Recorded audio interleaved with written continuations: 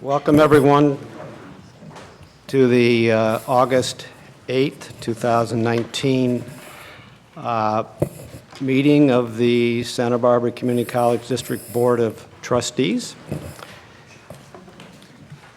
And I guess at this time we will, for those who wish to participate, stand to say the Pledge of Allegiance.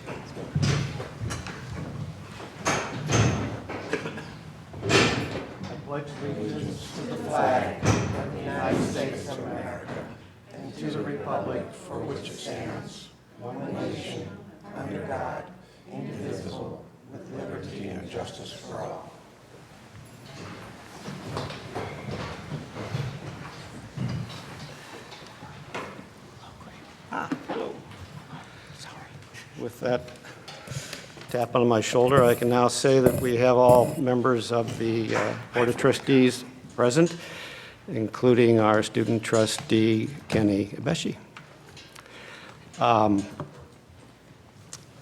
At this time, we will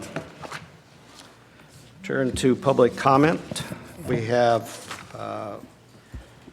one speaker who's given us a speaker slip, Denise Adams.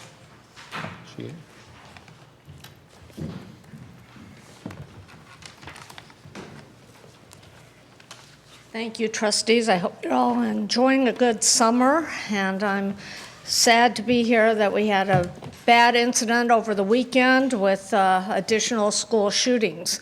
I had 4 topics I wanted to address today for your consideration. The first being safety on campuses. On the media, they keep saying, when you see something, say something.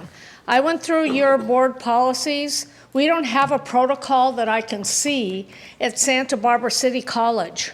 I raised this issue because at Santa Barbara High School and junior high, when my son was there, he was one of the first people trained after Columbine in 1999, when we sent some students into training to be on campus, so that when they heard something, saw something, they had somebody to go tell. Sadly, they had the see something, say something policy, but they didn't have a plan of how it would be executed. The shooting down at Saks Fifth Avenue could have been prevented. The night before it happened, Highway Patrol, my son and I, we went in after the basketball game. We told the principal, do something, because if you don't do something, you got a half day tomorrow. It's going to be cleaned up then because they attempted it at the basketball game.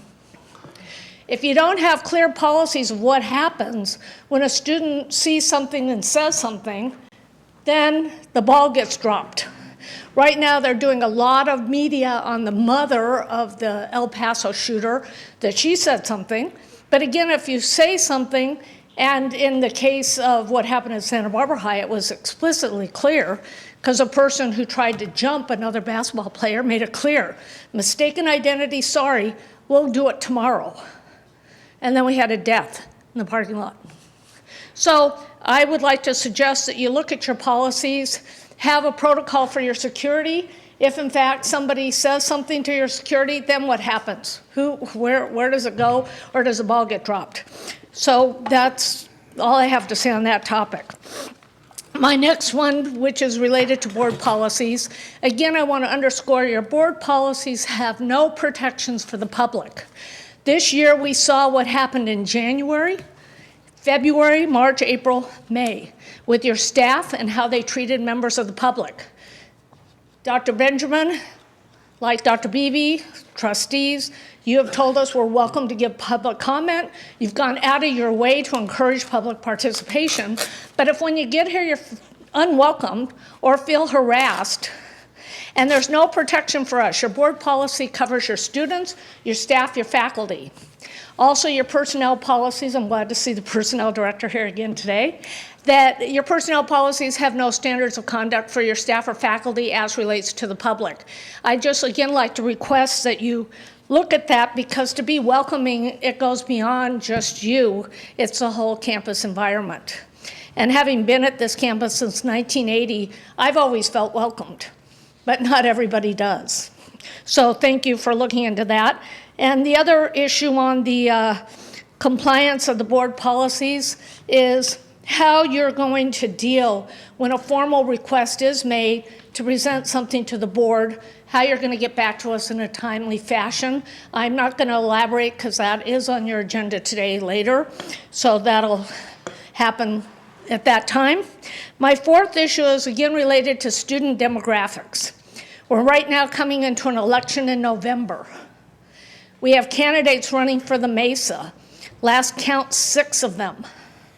The issue has come forward to you through your executive director of the foundation, Mr. Green, about adding housing. Housing to serve students who do not belong here technically, because the original legislative intent of a community college was to serve people within district boundaries.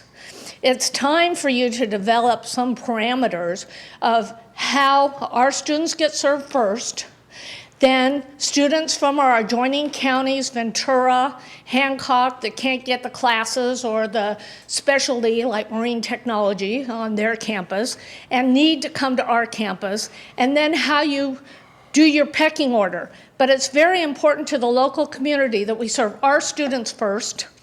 And if we serve our students first, I think the demand for housing would go down dramatically. And this is an election issue that's out there. It's clear that the people want any additional housing to be built in Santa Barbara to go for workforce housing for our first responders, teachers, nurses, firefighters, police that are needed in disasters. We had a big disaster in 2017, another one in 2018, and a lot of our people couldn't get here. So that's an issue I think that as a board, I know you're scheduled to meet with the city council if you haven't already, but I hope you can work collaboratively on that issue, because the original intent of the colleges was for the people in our boundaries, then help our neighbors out, and then after our neighbors, California, after California, out of state, and then the foreigners. Word on the street is you want foreigners because they pay more. If you could wrap up your comments, appreciate it. Again, my time is up, but thank you for listening to me. I had those 4 issues I just wanted to call to your attention, and at some point, hopefully they'll get on your agenda. Thank you, Chairman Miller. Thank you. We'll now turn to agenda item 5.1. This item was requested by community member Gregory Koss in accordance with Santa Barbara City College Board Policy 2345. Mr. Koss is requesting that the board request or investigate possible violations of board policy involving alleged racist statements and the role of a former student trustee. Like with public comments, there need not be any board discussion and no action shall be taken, but I would call Mr. Koss to come down to present his agenda item. Is there going to be a time limit? 10 minutes. I'll be briefer than that. So good afternoon, Interim Superintendent Dr. Benjamin and Trustee President Miller and the rest of the trustees. So, like much of America, my first view of SBCC Board of Trustees meeting was the one where the trustees were surrounded by protesters with signs and clearly a violation of decorum and board policies. After that, members of the public mentioned to me that during 2018 to 2019, something happened to their long-admired SB City College that just made no sense. So how did all this happen? Who was responsible for organizing the board protests? Could it be some trustees and faculty were practicing community organizing? Could it be to force a comprehensive implicit bias and racism, institutional racism training contract with one or more external vendors? So for the purpose of public oversight and having no formal nexus to SBCC, I searched for factual information from the SBCC website and from public social media sites to try to find some answers. I documented my findings in 2 letters to the Board of Trustees on March 16th and March 21st, and formally requested Trustee President Miller to investigate the ongoing public social networking communications of Trustee Abood regarding board resolution agenda items including coordination with former trustee Crystal Farmer, as well as other possible violations of the Brown Act. I found a troubling pattern of public communications and coordination on social media between Trustee Abood, Crystal Farmer, several SBCC faculty members in order to create a false narrative of a material racial bias at SBCC starting in April 2018. There also appears to be a pattern of public statements that are derogatory towards persons of the white race, statements about white supremacy, and public attacks on trustee board members for supporting racism. And these are all factual and documented. Farmer has been an outspoken protest organizer at the Board of Trustees since 2018, including her shouting racial slurs and directed towards both the board and the audience during the February 14, 2019 Pledge of Allegiance meeting held at the Wake Center. Farmer also filed 2 complaints against SBCC, a race and gender California employment discrimination complaint and a complaint for damages in Superior Court at SBCC, and those matters are ongoing. The Board of Trustees asked its legal counsel to oversee an investigation into alleged racial complaints and concluded that of the 9 incidents investigated, 8 were unsubstantiated or entirely manufactured. Furthermore, counsel Craig Price stated that in the 10 years he's been a partner, that he and his partner have been involved with SBCC, he cannot recall a single racial incident being referred to him for investigation prior to 2018, when there was an elevated level of racial complaints and tensions. Counsel Price also noted that 3 of the 8 complaints were first heard at the Board of Trustees in an open meeting instead of the normal reporting process. The response to my March letters to the board documenting many factual examples of potential ethical violations was an email on June 20th from Trustee President Miller stating my concerns had been discussed by the board at the day-long off-site retreat meeting, and he considered the case closed. Unfortunately, due to equipment malfunctions, there was no audio or video recordings of the retreat meeting, so the public remains in the dark as to what the Board President Miller's investigation found beyond the evidence in my 2 March letters and what discussion took place. The only outcome of the investigation appears to be in the board objectives for 2019 and 2020, which is to follow board policies. So I'd just like to restate, finally, I think this is very important, that I cannot find any SBCC written public data or reports that demonstrate that SBCC students were discriminated against or deprived of access or opportunity to educational services based on ethnicity, race, national origin, religion, gender, sexual orientation, or disability. So, while the SBCC protesters have moved on to other targets, the public is still left wondering what happened to SBCC during April 2018 to 2019, in the year of turmoil. So thank you for hearing me out, and hopefully we can take some steps so that this is not repeated again. Thank you.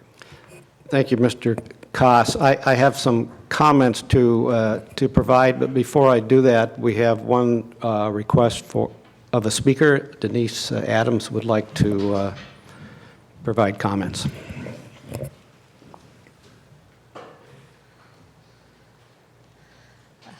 Hello again, Denise Spangler Adams.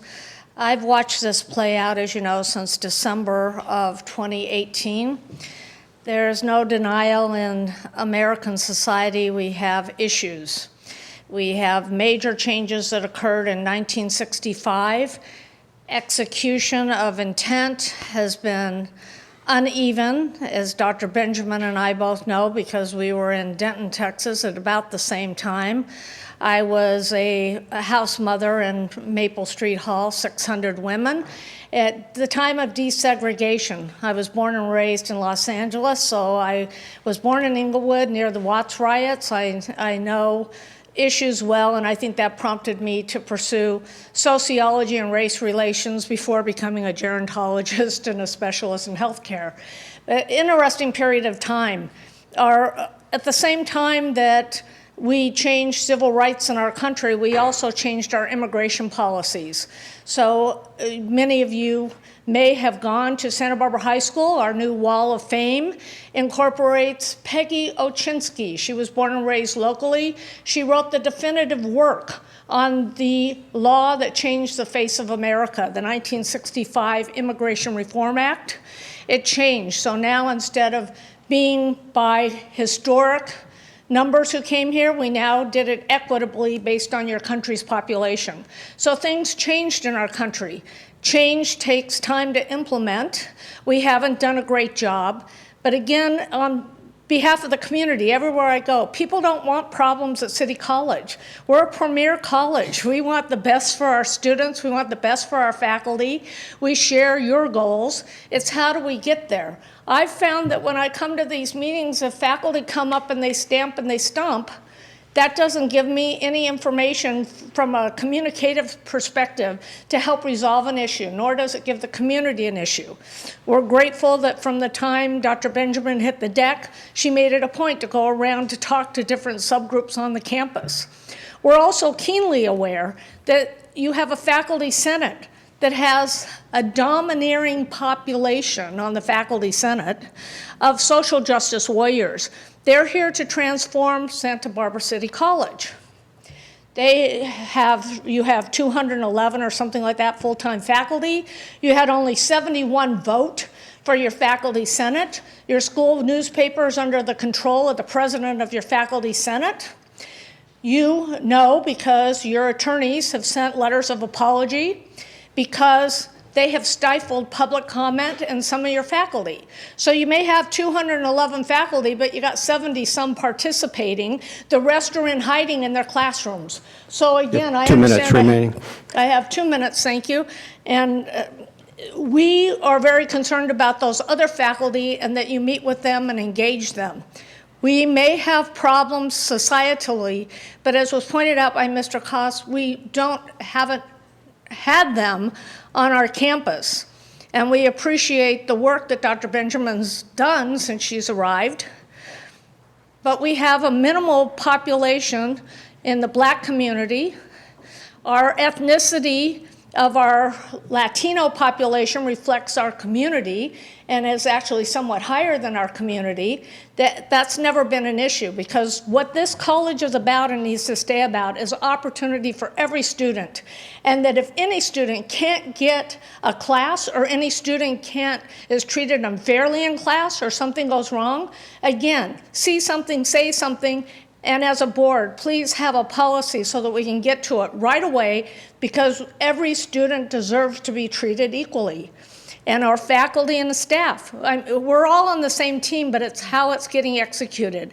And from what we read on Facebook, because we screenshot all these communications, whether it's from Trustee Jonathan Aboud, who remains an activist, whether it's from Darcel Elliott, who works for Doss Williams, we screenshot all the communications. If you want to stifle us, shut us up, make us politically ineffective or abolish us, if you're going to post something like that, I don't think you belong in that chair. However, again, we're a representative democracy. People elected them.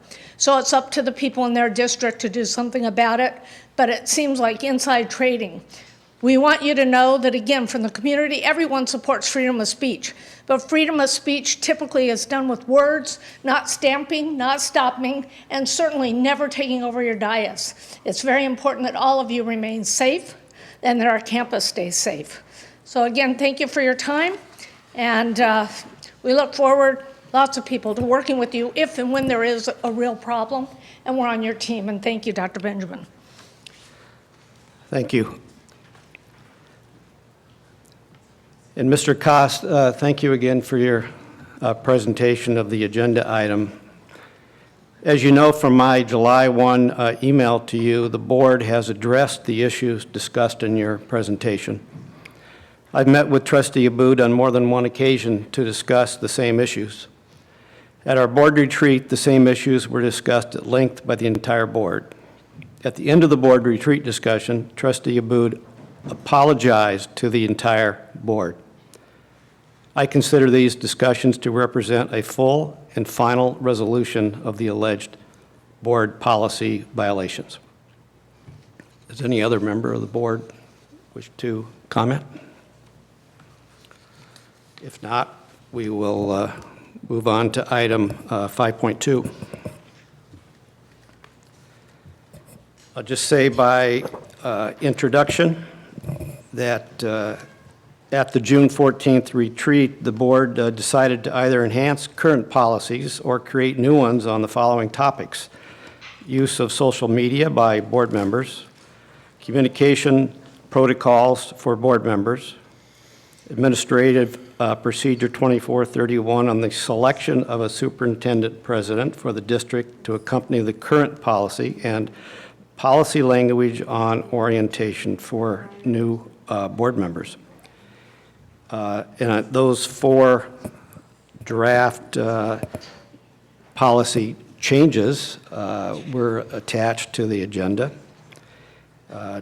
Does anyone, and I guess the procedure here today would be that unless there are objections or revisions suggested, the draft policies would go on to the to BPAP. Take them one at a time. Sure. She's requesting the, under ADA, there should be the least time to speak.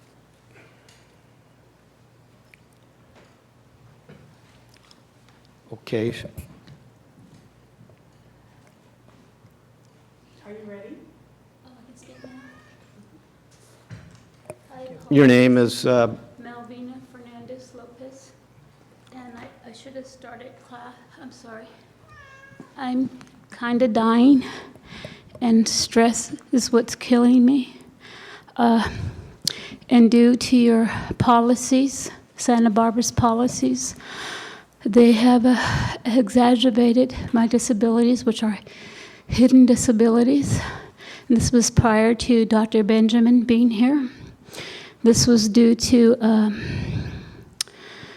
the one that just left, and to gender discrimination of your dean, which I've asked to cease and desist, and under reasonable accommodation modification to your policies, which have created barriers into segregating and discriminating against victims of domestic violence, sexual assault, stalking, and victims of hate crimes, which I am, which none of my offenders have ever been held accountable. And there are many other victims, whether they're male or female, that this school continues to not hold accountable and deny us our rights, and continue to violate laws, state and federal, while receiving federal funding, which I have continually communicate with the Department of Justice, who provide you those fundings, as I should have already been an attorney by now, but because I was raped while I was unconscious 2 months before turning 57, and the Voc Rehab decided to stop communicating with me. And I've had to now live in coastal areas, and I, what's been termed, have hidden disabilities. You couldn't tell I was disabled or homeless or 60 or dying. And I live in fear every day. I have no trust, and I just met Dr. Benjamin after leaving the hospital, which I left this school by paramedics due to whatever her name is, who caused the paramedics, that my cardiologist had a call for paramedics, that I refused to go. But what I had asked Jana, in the director, was back in 2018, and I really, really hope you listen to this, because this is extremely important, because she's refused to answer me, is, and I understand this is new, not just for this school, is I'm in a Safe at Home program for victims where all my information is confidential, that goes under the Secretary of State, Alex Padilla. And therefore, we use their P.O. box. No one knows where we're at. Not even a judge can have it, the police department, no one has it. And at that time, Jana said she would coordinate with your Title IX and see how they could, facilitate something here at the school. You have 2 minutes remaining. Okay. And to where our information would be confidential and only particular individuals would have it. As I said, I understand this was new, as it is with, it's not new because it's been there in 2013, but it was new for the school to work with. And to this day, she's refused to do anything. And she is the DESPS director.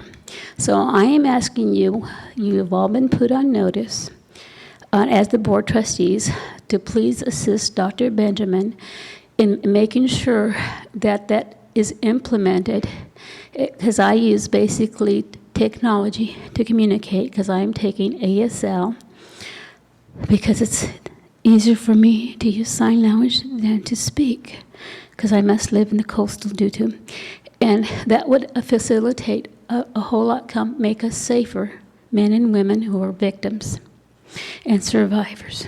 And that is all I'm asking. I'm not too happy. I'm just asking to please make it safer for us victims so we don't have to live in fear, get beat up, get raped again. You don't know how many times I've been raped or assaulted. It began at the age of 4. And I really appreciate you for accommodating me under the ADA, Title I and II, and letting me speak right now, because this is very hard. And I used to think everything was my fault. I just want to go to law school and practice ADA, civil rights, and family law to help others. And I really want to thank you for listening. I'm not ashamed for anything that's helped me. And I've already, Dr. Benjamin is going to assist me. And I hope that you assist her so we can live safer lives in a safer environment. And I've been homeless for 6 years. And I don't ask for pity. I don't want pity. Just understand, help us move on so we can assist others and educate you guys. And if you become a first school that can set an example for other schools, that would be really, really great. So thank you. Thank you for your comments. I appreciate it very much.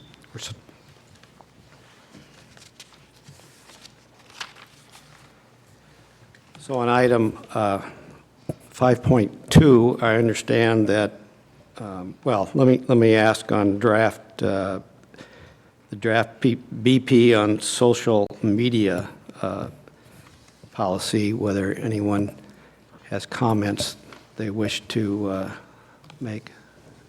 Trustee Parker. I would just suggest a very minor clarification on the line. Of course, I should open it. I have it clipped off, but I'm just trying to see where it is in terms of. So it's the second to the last paragraph, where it starts with district social media sites shall adhere to applicable federal, state, and local laws. So in the last sentence where it says members of the board shall not respond to, like, share, retweet, or otherwise participate in any published posting or use the site, meaning district social media sites. So first of all, I would suggest it say, or use district sites instead of the site, because obviously we're in many platforms. Or any form of electronic communication. And then instead of saying to respond to, blog, or, I would just change that to in order to engage in serial meetings or otherwise discuss, deliberate, or express. And that's just to clarify that if, for example, the SBCC social media is so fact-based, there is a distribution of something going on, that it would be okay to like that, but that we're trying not to violate the Brown Act here. Right. And that's how we should not engage with district social media. So that's just to clarify that last sentence in that paragraph. Trustee Croninger, I believe you had a number of comments about this draft. And let me just say, if we have a whole bunch of them, I don't know that the board is good at drafting as a body. And if there are a number of them, I might suggest that we have a committee of 2 to review them. But before we make that decision, I guess I'd like to hear from others. And Trustee Croninger, I think you have a number of them.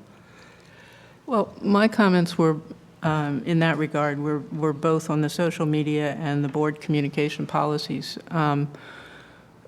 As many of you will remember, we spent 3 years and a lot of consultant time and many people's time in participatory governance, going through all our policies and rewriting them. And what I'm seeing here is an overlap in the sense that we're, in certain ways, repeating what we've said somewhere else in another policy or saying it a little differently, which leads to some confusion. And we have a couple of policies that are on, would cover social media with a little tweaking. And then there are APs. And so, for example, with the social media policy, some of that looked to me like what we were putting into APs. We were saying, you know, that's more detail than we need at board level. We can push that into an AP. So my overarching comment was along the lines of what you're saying. We're not good at sitting here and writing stuff. And that it would be good for a couple of us, like you and I did for the board goals, to tweak, bring it back, and see if everybody's willing to send it on with that. That's not to say that others here shouldn't make their comments, but that, and I'd be happy to volunteer, and Jonathan, would you be interested? Doing it together? Yeah. Yeah, let's do it. Okay. I think we have a committee then, I think that's a grand idea. An ad hoc committee. an ad hoc committee. But before we get there, does anybody else have any comments that on those 2 policies that would be helpful to our new ad hoc committee? I just think it's important I think what we're going to be hitting on is a lot of what the public comment has been addressing. And I think, and we shared this at the board retreat, but there's no video or tape of it, but people expect their elected officials to behave ethically and to behave in a manner that it makes them proud. I think we expect that from our teachers, our firefighters, it doesn't matter what your political stance here is, and we are supposed to be a nonpartisan board, and I think that these are really important. I would like to get a policy that is very clean, is very specific, and it really sets you apart from your day-to-day. And this isn't, I teach K-1. If I go to Costco, I'm still a teacher. There's just no way around it. And I think for a lot of people in our community, they see your doctor, your police officer, your superintendent president. Dr. Benjamin is always Dr. Benjamin wherever she goes. She can't remove that, and that just comes with the role that we've chosen to serve in. So that, in that spirit, I'd like to see something that our community can be proud of, and that whoever sits here can behave in a way that is respectful and appropriate. Any other comments? Trustee Nielsen? Yeah, I don't have anything real specific. The policy as written doesn't really bother me, except I like the idea of what Kate said. And I like the idea of making it as specific as possible. I would also really like to see on the committee, if you guys could, if you're going to look at the writing on this, look at referencing the other policies within this policy, see also policies related. And so I'd like to see those references there, so it's clear that this is not like just standalone. And that might save you some wording as well. And then there's the one thing that bothers me as I went through, as I looked at all of them, really were consequences. If we don't really spell out consequences, what happens when someone violates all this, these policies? What do they do wrong? What do we do? I don't have an answer for how to write that or to put it down, but there's no teeth. So what? So some reference to consequences, I believe, should be included. I think that's just, give it some teeth, or why bother? Trustee Haslam. Well, to that point, I think it does have teeth, and I don't think, at least my initial response is that it doesn't really require specific reference. The teeth have to do with being admonished in public. You did something in violation of a policy, and it is our responsibility to the offices that we hold, I think, to make reference to when somebody steps out of line, and I include myself. If I step out of line, somebody needs to say so, and it's embarrassing. So I don't think this is a completely toothless tiger here. The point I wanted to make, however, was to avoid any confusion between what is said here and some fundamental rights contained in the First Amendment to the Constitution. I'd like to see a linkage between those two sentences referencing the Brown Act and members of the board.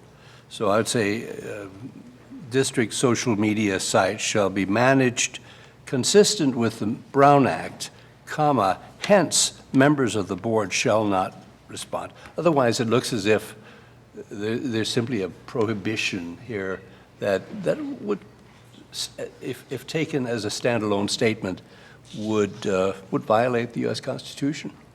I concur with what you said, and maybe in response to what I said about consequences, we could, you could add those words that's contained in one of our other policies that the board will, But we have another issue a statement. We have another policy that says that. We have a policy So that says... reference that other policy then. Okay, yeah, that's fine. Okay, thank you. Trustee Parker. Well, just to follow up with what Trustee Haslam said, and I recognize now that this may end up in completely different policy, so that's fine, but I appreciate his point about the Brown Act, and it isn't mentioned in the board communication policy, although it's all through that communication policy. And so I just want to be sure as you're working on it that you think about. It is elsewhere, and that's Yeah. part of the confusion here, where I think we've got ideas in too many places. Thank you. Okay, and are there any comments about the other two draft policies, AP 2431 and BP 2740? And Wait a minute. Which ones? AP 2431, Proposed Administrative Procedure for... I do have a comment on that. Okay.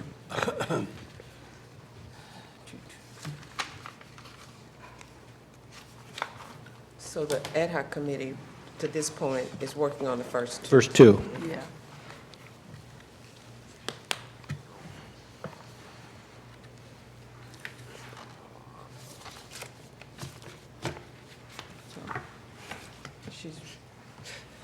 So, AP 2431. Couple of comments. One is, in our on page 1 under 2, we have the list of the members of the committee. And there are 2 community members, not 1. Yes. And both the student from the non-credit School of Extended Learning and the 2 community members have been appointed by the board from applicants after a public, I haven't got a word for it, but anyway, we asked the public for applications. Yes.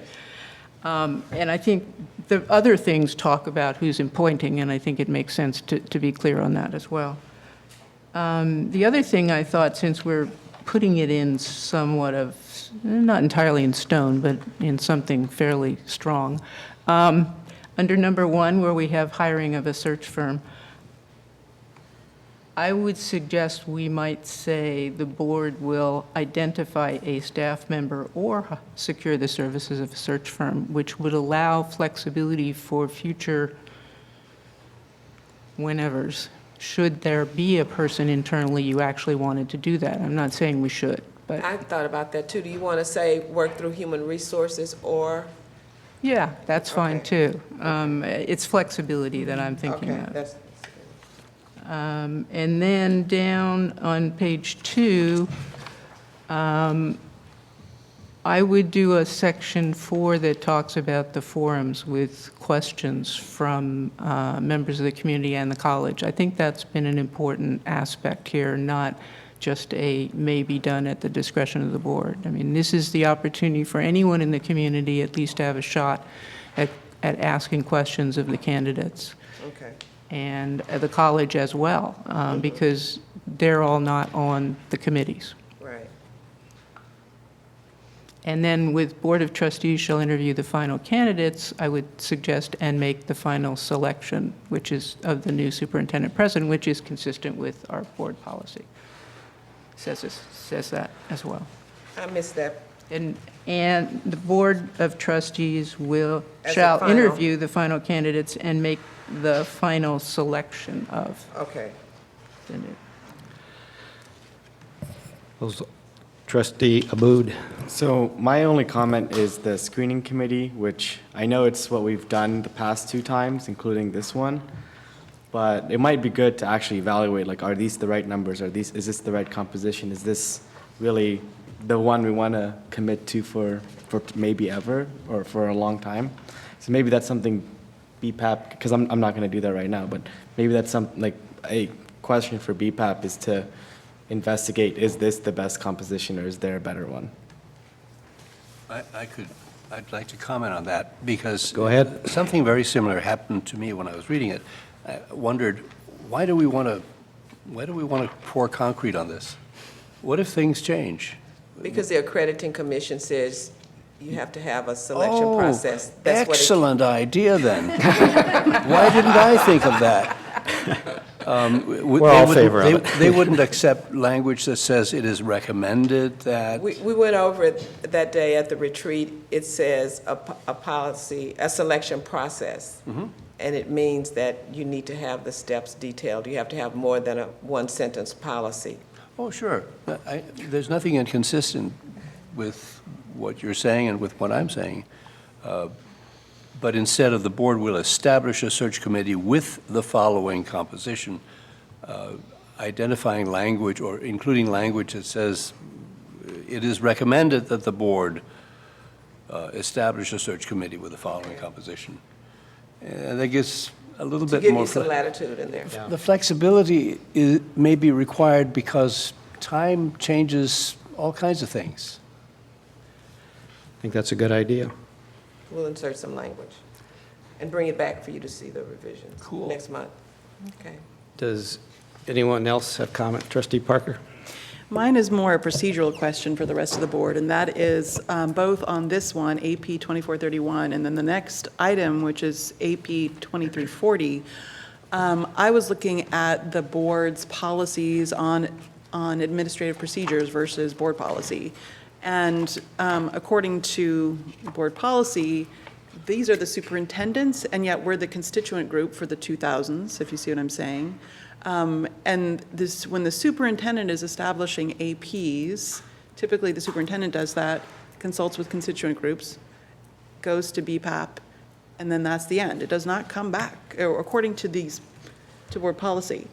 But I don't know if that's actual practice for this type of AP. And so I'm raising the question because it's here, and I'm not sure if this particular one is going to come back to us, or if it's going to go to BPAP and then be done because it's an AP.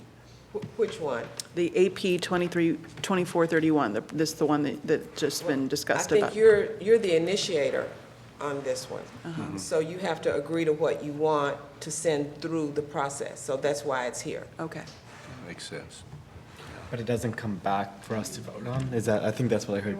It won't come back in the end. Okay. But it'll come back to us for approval to ensure that this is really what we want to say. Well, that's what I'm hearing. That's what she's no. asking. Yeah, that's my question mark, because that's not what the board BPs come policy back says, to us, but not but not APs. APs. Well, In this before- case, it seems particularly important that it does mean what we want to say. Yeah. Yes. So right maybe now, if we're it could just in the come back. I mean, if process BPAP wrote a totally different It process, would we have would. to come back for you yeah. to see it, especially because you're the initiator. Yeah. And Is that one then that would be coming back for discussion, but not for a vote, so we could continue to clarify it if we needed to. I just want to make sure that we don't start stepping on the AP procedure, or maybe the AP. You're right, it'll Yeah. come back for if you want corrections, and then it'll go through the governance procedure, and then the president has the final say. Okay, great. One final and minor point. Could we, whenever we use a contraction for a word like EEO, Yes. at least once, in that document, we've got to have a reference We point. know Yes. that. We overlooked it. Yes, yes, Okay. yes. Great Thank idea. you, sir. You're welcome. Just because you know it doesn't mean everybody. Yeah. We missed that. Okay, any other comments on either 2431 or proposed BP 2740?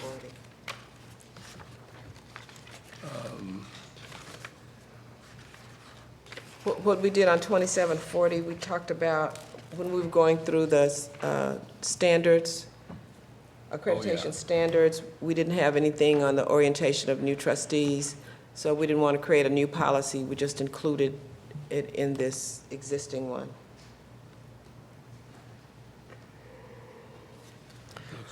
Okay. Hearing no other comments, I think we can move on to item 5.3. I'm not sure why that wasn't part of, I'm yes, sorry, I forgot. I do have a comment on that. okay. I think in the last paragraph, the strikeout and new thing may have provided a grammatical issue. Okay. Or something like that, because the superintendent president provides the orientation for community members, but the board does a mentor-mentee program for the newly elected trustees. We pick a mentor, or have in the past. And the way it read before, it worked, but now I think it sounds like a superintendent president is doing the mentor-mentee thing. Okay. So unless people feel that ought to proceed differently, it's kind of just a grammatical. just add And the board And the board shall. provide a mentor-mentee program. Okay, thank you.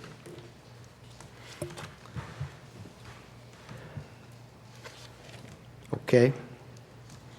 And that's what happened with your, well, I was going to say newest member, but Kate is the newest member. Yes. We've gone through both of those, receiving education from our superintendent president and then also a mentor. Do you have a mentor? No. Okay, we failed. We failed. We'll have to address that.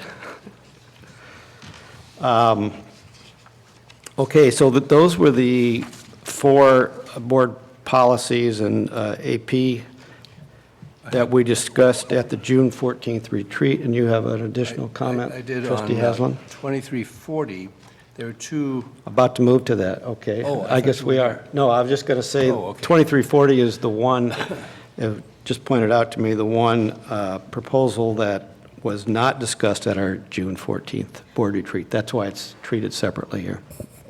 And go ahead. well, I think this was a useful addition to administrative policy, and my suggestions have already been communicated to Kate. And in the first paragraph of the correction or the modification, I suggested slightly different language. Upon receipt of a request to place a matter on the agenda, the superintendent president may provide for an alternative process if such an approach would seem more appropriate. The reason is that there could be any number of reasons why the superintendent president might feel compelled to make a recommendation to shift from placing it on our agenda and to a different approach. And Kate has agreed that that might be a good approach or a good modification. The second sentence I've suggested read, members of the public who place matters on the agenda will be allotted a maximum of 10 minutes to present their item. And the rest of that sentence isn't really necessary because the board president always has a certain level of discretion that can intervene and say, you know, that for new circumstances that weren't available before, the time is expanded or contracted or whatever. And I understand that Kate has agreed to those changes. Trustee Parker? Yes, and I'm looking forward to hearing, I mean, I'm sure other people may have suggestions as well, but I just wanted to talk about how this came forward. And that is because certainly my experience K-12 and a lot of other K-12 districts are very used to regularly have public comments or public items from the public put on the agenda. And I realize that that is in fact not common practice, or it hasn't happened even though it's always been accessible here at SBCC. And with that, the AP probably could use a little bit of clarification. The reason why school districts put that example of such as in the case of a complaint against a staff member, I mean, the public always has to agree that person would want to take an alternative route. And sometimes what happens with the public, particularly around complaints around employees, is they don't understand legal ramifications of what they might say in public and how it could even affect a case that they may want to bring. And so that's why that gets tucked on there. But I personally think that as simple as possible is better. And so certainly what Trustee Hasland has said is fine with me. And I don't know if others have recommendations too. Trustee Croninger? I'm unclear, Peter, whether your language stopped on appropriate or continued with to be followed prior to placing the matter on the agenda, because I think that there is a public right to place matters on the agenda by statute. So we can't just say, oh, you can do something else if you want to. No, it simply provides an option for the superintendent president to make a recommendation to us. Okay, I'm unclear now what's happening. If I'm a member of the public, it sounds to me like the superintendent, I can ask for something to be on the agenda, and the superintendent president may decide that something else will happen, and I don't get to put it on the Not agenda. decide, but recommend. May provide is not recommend. So I'm So not it sounds like clear what you're yet. saying, it still needs that prior to placing the matter on the agenda. And recommend would be good too, because then the person may not feel that what is recommended, I mean, you just said they have to agree, and that's fine too. I mean, we could say that. Yeah. An alternative, may recommend an alternative process that the member of the public may agree to prior to placing it on the agenda. That's broad. That's right, yeah. Yeah. So add that in and then just get rid of that last also, such as in the case of a complaint against a staff member, to try to streamline that a little bit. That would do it. And here we are drafting. Yeah. This is a short last one, though. Well, Robert's looking at me like, are you nuts? We're drafting. So we have a consensus among the three commenters and the proposer, including the drafter. Do we have a recorder? We do, hopefully. It is, it's recorded. Okay. So then this would just go on to BPAP Yes. before coming back for. Yes. okay. Okay. Sorry, Marsh, can you clarify? So if or maybe since it's not going to come, I mean, it'll come back, but I know we're not voting on it, but because we don't want to confuse it to where people don't understand how it's going to work. So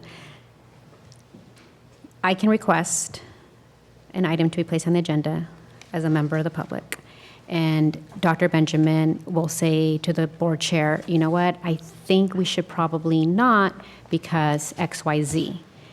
And then Dr. Benjamin then tells me, member of the public, oh, we think we should go this, and board chair will agree. And so then I know that it's never going to end up on the board agenda. Is that what we're saying we're doing? No. What are we doing?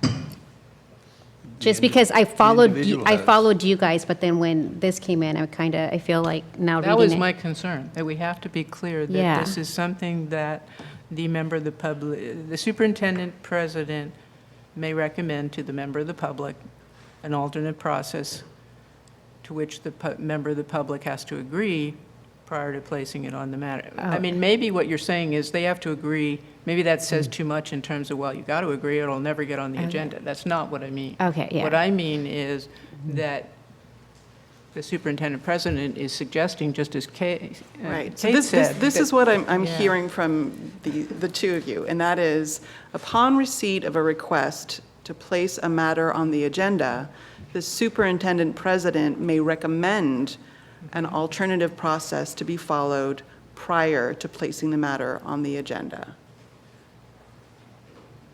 And so then, Prior to. So And- it could still, I mean, the member of the public, and maybe it should so then say- maybe just add another bullet, said, and the member of the public may still, just in the case of the many that we had an item on the agenda today that was very thoughtfully thought out there. I mean, the persistence to get this on the agenda, I thought, is something that we always wanted, members to participate in. And so that I felt like took a long time to get on the agenda because it's been a while. How do we make this? So what's the sentence you want to add? I'm unclear as to what we're adding, and is it going to be confusing? I think maybe just add then what the next step would be. Just make it very clear, like the superintendent may recommend an alternative, and then just say what the next thing will be if that recommendation is not received or not agreed to. Or so it'd be like, if declined. Something, or Yeah, if not agreed to, or whatever. Just because it sounds like, well, then what? Yeah. I don't know. I'd go simple, but maybe your concern would be dealt with if we said, Superintendent President may recommend to the member, so that there's no confusion. It isn't a recommendation to us, and the member has to understand that this is a recommendation. And I would guess if I were the superintendent president, I might say something like, the reason I'm suggesting this is that it is a personnel matter, or that you might generate a lawsuit, or that you might undercut what you're really seeking to do. Simply giving the superintendent president some flexibility prior to that public member placing the idea on the agenda.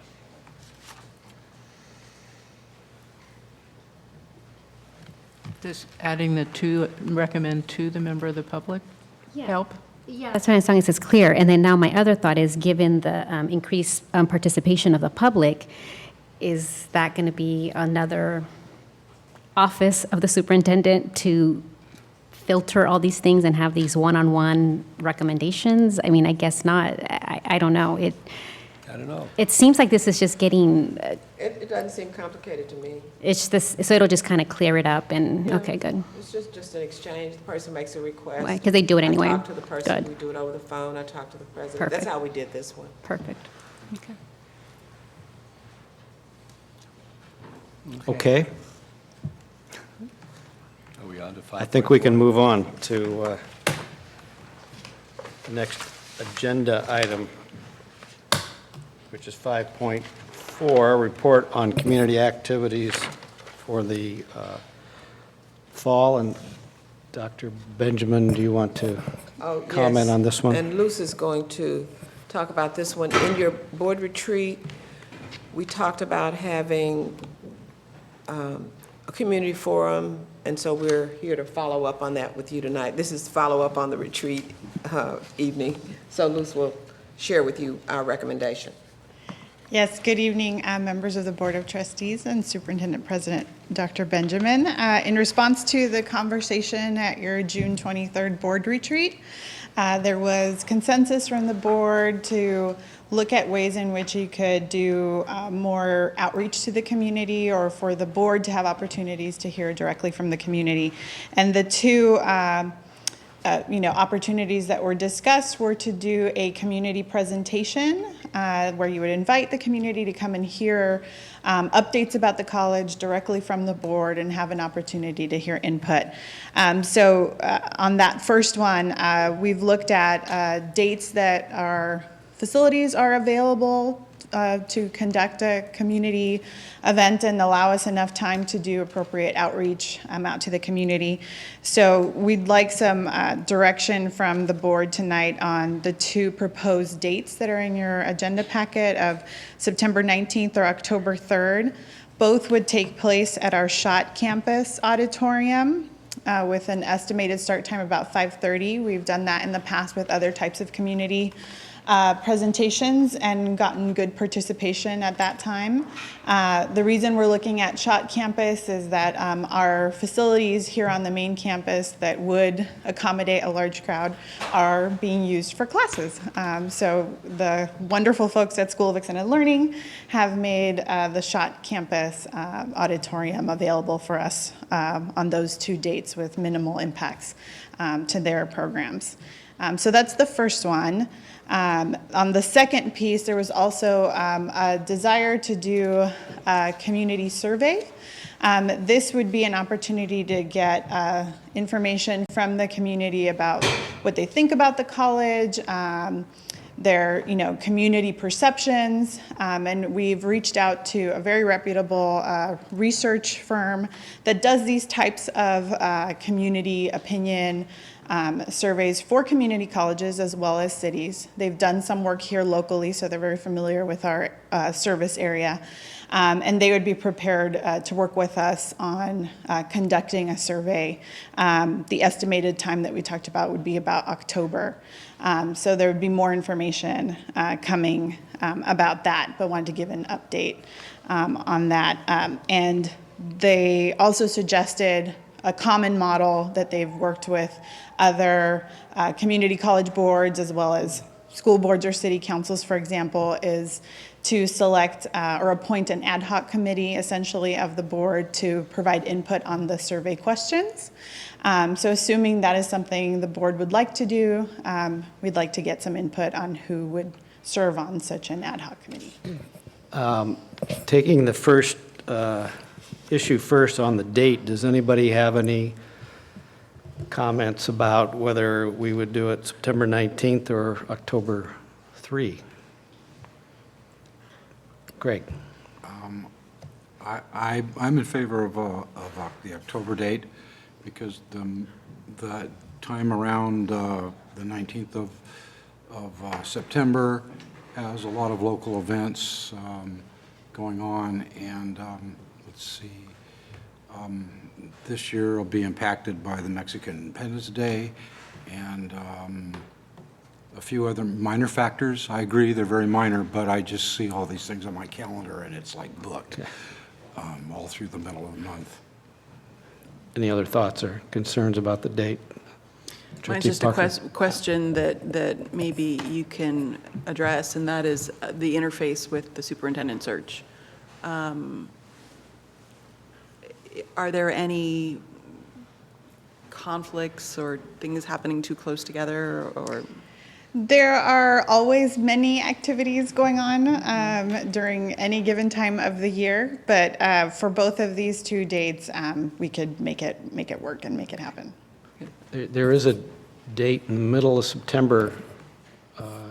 What are the dates we have on the selection process? I'd have to look those up Okay. and get back to you, but those are typically for the screening committee during the day in September. Yeah. And I believe your dates are not till later. October. 24, 25. I have somehow in my head September 15th is maybe it's just a deadline for, That's when the applications are due. okay. Okay. Does anybody have a strong objection or objection at all to the October 3 date? Sounds like maybe we'll go with October 3. Thank you. Would there be merit in doing both? I'm not seeking additional work, but it seems like sometimes some people can come to one meeting and other people can come to another meeting. There is always going to be some level of, folks that can or cannot attend. But what we had talked about and what you had talked about at your retreat was just to one. do one. Yeah. Well, maybe as a consequence of that one, we'll discover that we need another one. Okay. Yeah. Government ad hoc committee. Okay, on but tell me the name of the firm that's going to help us with the survey? They are called True North. True North. Most recently, they conducted a community opinion survey for the city of Goleta, but they also have many, many community college clients. Okay. So I guess I'm going to ask whether Peter and Veronica would be willing to serve on a committee to work with the True North in, As I Googled them.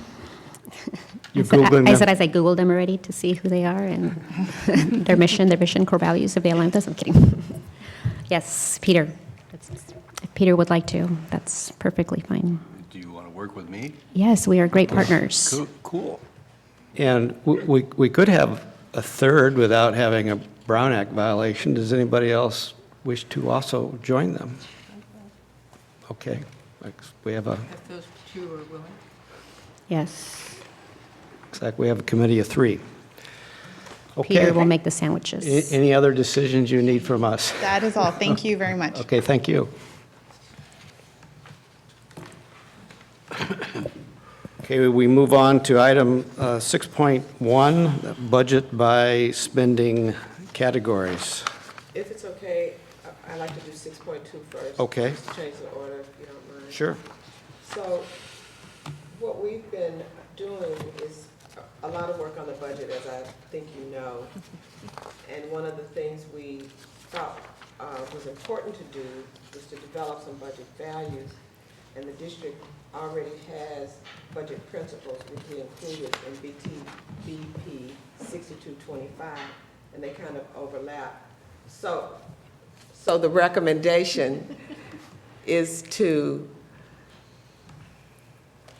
perhaps, if you agree, since it's a board policy, it would be to substitute or replace or incorporate these new ones we're proposing into Board Policy 6225.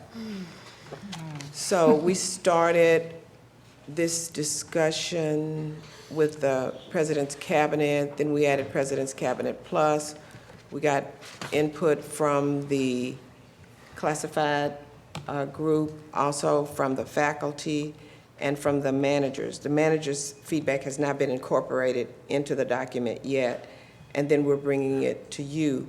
But it's up to you to determine whether or not you're even interested in doing this. But we thought we needed some parameters as we develop the budget annually. And this is whether we are in a budget crisis or not. These would be values that we would use consistently in developing the budget annually.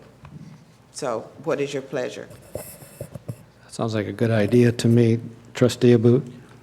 I think these values definitely, they speak to me more than the old ones we have. I think these are just more comprehensive. My only edit or suggestion would be on allow sufficient resources to meet diverse student needs. Put a comma and say, especially those most marginalized, people who need the help most. I guess it's covered in equity earlier, but why not say it twice? I think that's a good point, Trustee Abud, but the only thing I think of is allow sufficient to meet diverse student needs is nursing. We have these programs that, like in a budget, we're not going to get rid of our nursing. I mean, we're going to find a way to make sure our nursing program sustains itself. So I wouldn't want to put anything. I think the diverse student needs covers it because it's diverse student needs of what is going on in our programs. Otherwise, we're going to go into that same conversation where we just list off who is more important than not, and I just don't know that our mission can make that. Does that make sense? No, it doesn't, because maintain a comprehensive educational program, I guess, would, to me, say let's protect having different kinds of things like nursing or auto mechanics or anything else we do, but the student needs are more like, what do you need to be successful here compared to what are we offering as our programs? Trustee Croninger.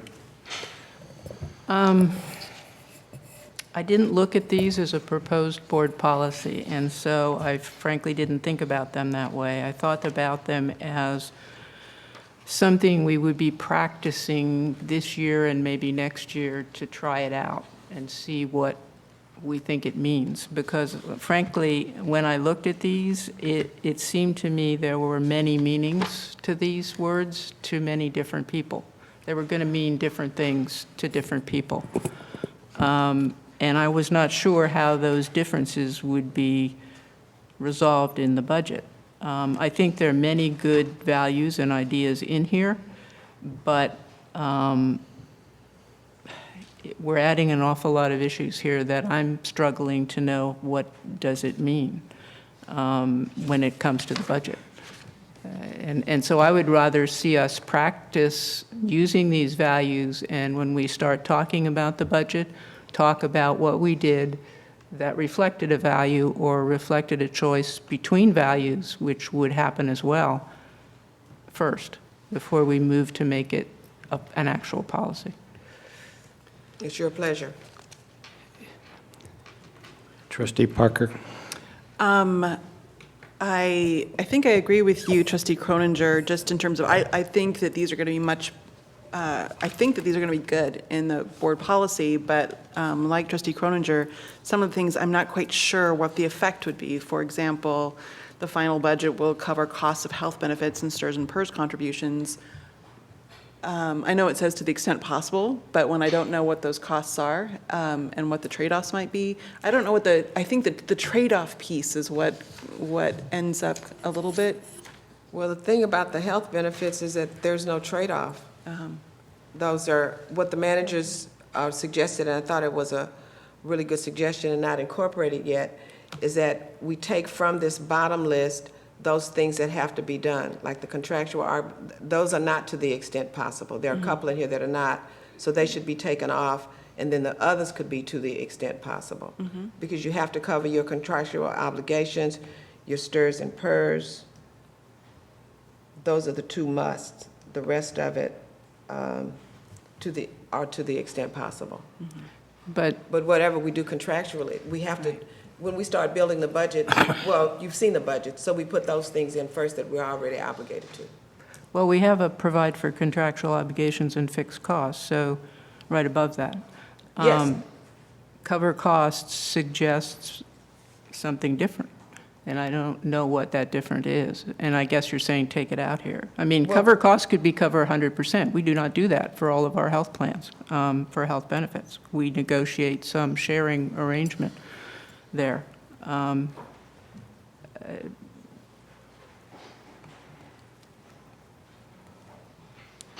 mean, and that's the one introduced by extent possible. Ensuring, wow, that's an important word. Well, that's why it's here. You can change some of the words or whatever you want to do or not. Well, what does it mean that discussions and actions are student-centered and viewed through an equity lens, that we ensure that? Is an equity lens a lens that causes us to ask, how do the pay received by our various faculty compare to each other? We have part-timers, we have Because this one full-timers. is in the same bullet with student-centered, that connection is with students and how we treat students and what we offer and the whole idea of fairness. I don't think that one has anything to do with what we pay people. I don't think that was the intent. I think that that's confusing for me too. So equity lens. So I think, there's good pedagogy for foster youth. There's good pedagogy for students where English is not their primary language. So an equitable learning environment would be where that student is receiving instruction in all methods, modalities that would address their diverse learning needs. So if that adjunct professor who doesn't have access to teaching those units is more equipped than the tenure professor, how is that equitable? The equity, providing what they need, is right there. So if it's equity, then how do we get that adjunct professor to teach the class? Because they're equipped to provide the learning environment. This is around discussions about the budget and No, right, how I'm saying, we're and going I to use guess, the money. right, and that's what I'm saying, that this is, I think, where it gets like, well, equitable would be paying the right person in the classroom, since it's a budget document. I don't know how to respond to that. And Any staff want to respond to it? So I guess I'm with Marcia that I didn't see these as they were going to like necessarily go into that. I think this needs to come back, and then we can sort of look at what we want to put in, what we value. And I guess my thing is, we've heard a lot about equity since for a while now. So I got to thinking, well, a culture of equity is going to be embodied through everything we do, right? Our budget, our systems, everything. And I think that first bullet point is a good one, and then we should unpack that and see what does it mean to look at our budget through an equity lens.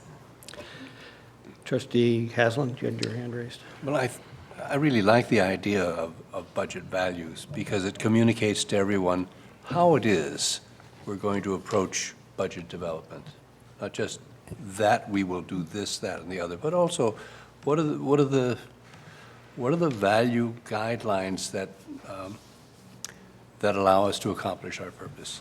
I do think it might be a good idea to say, let's adopt this for this year and see exactly how it flows together, and then postpone the integration process with board policy until next year.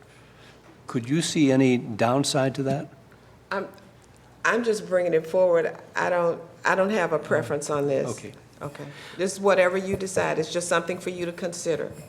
And I think it's a good idea for the reasons that Trustee Haslam just stated. We have some difficult budget decisions we will be making in the coming weeks and months. And I admire this list of values that I think will help guide us. So I would echo what Dr. Benjamin just suggested. I don't know at this point it has to go into a board policy, but maybe we could agree that these are values we're going to try to follow, and we can add it to a board policy at a later time. Somebody else? Yeah. Trustee Parker? Yeah, that's all I was essentially going to echo. I think that's a good idea. I think that it could be an exhibit, it could be a ratification of, we adopt these values and then delay putting it into board policy until we've tried out these values. And I think perhaps as we struggle with budget decisions, we may decide there are other items that need to be on here. Trustee Aboud. I think one last thing I want to say is the way I also read the item, since we're not voting on anything, is we don't develop the budget, the staff does, and this is the values they are going to use, and we're being asked for our input on them. Yeah. But they need values to develop the budget, and this is what they're proposing they're going to use and want our input, but we're not adopting this. It doesn't say we are, so I like that we've taken the initiative to start this idea, and we can make it formal in the future, but yeah. It makes sense that we're just giving input today. Any other comments? Yeah, and I, in thinking about it as a policy, again, I think we have some overlap going on. So if we work with it, we say, these are good values, let's see how it affects the budget. That's what I'd most like to hear. And then see what we think of it. Okay. That's very good. Okay, and then the second part of this, James is coming to give you a budget update quickly.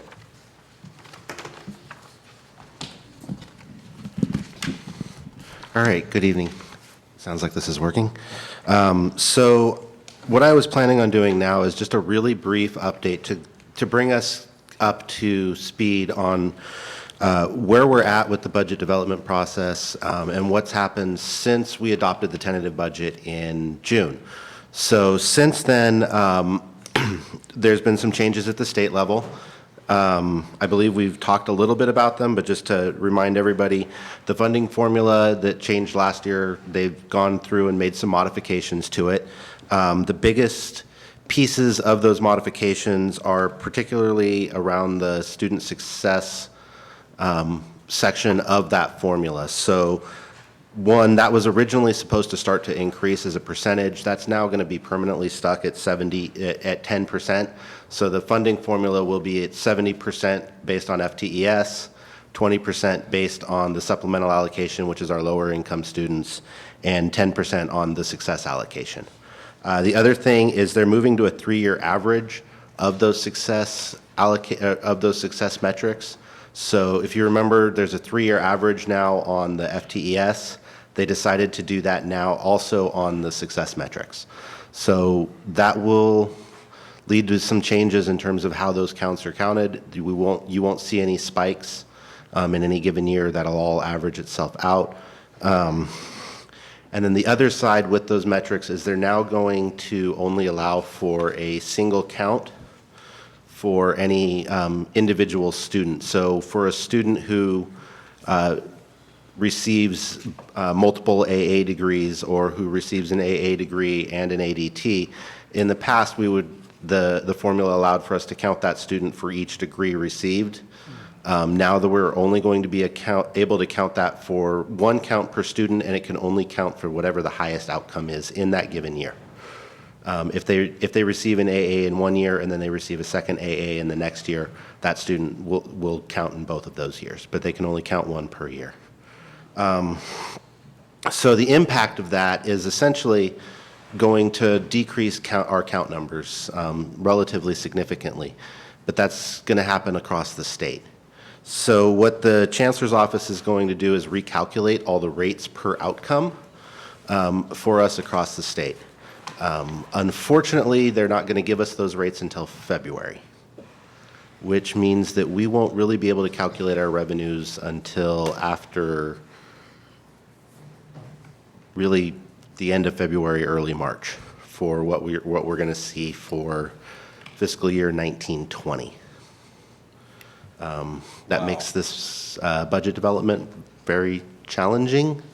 The one upside to that is they're calculating the rates based on what they know available revenues are. So what they tell us in February should be fairly accurate, and we won't end up with a situation like we ended up in last year where they come back in the spring and say, actually, no, we don't have enough money to fund all of that, so end up with some sort of a deficit factor.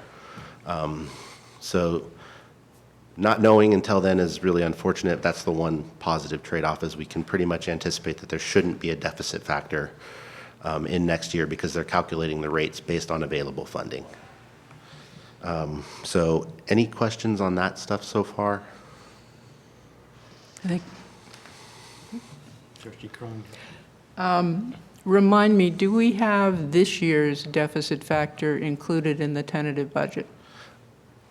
So the deficit factor was for last fiscal year, for 18-19 fiscal year. I meant last year, the one that just So when you concluded. look at the tentative budget, the projected actuals for the year did include the fact that we would be seeing a deficit factor. Projected actual revenues, the Yes. ones you used in the chart that we had attached? Correct. Okay. And Which chart, attached to today's meeting or attached to the tentative budget? for today's meeting, but also the tentative budget? Not for today's meeting, because that's looking at our 1920 revenues. Expenditure. Oh, So I'm there's no sorry. deficit You're factor right. based on that. You're right. But then, okay, my second question is there any update from our 1920 tentative budget to now on what our revenues would be? Up, down? We don't know, to be honest. We do. My gut is that they're working to bring the overall budget, the overall cost of the formula down, so it is likely to have some degree of downward pressure. How much, at this time, we really don't know, and until we get the rates, we won't really know anything for sure. We do know that there is the hold harmless factor, so there is a floor, but we should see more money than that floor. So. But we're going to be using a number, so we got to use your best number. Correct. And I'm So- gonna run I haven't run them yet. I'm gonna run some simulations on what those look like and then see what our best guess is gonna be. And really, like I said, until we get any sort of rates, we won't really 100% be able to tell what those numbers are.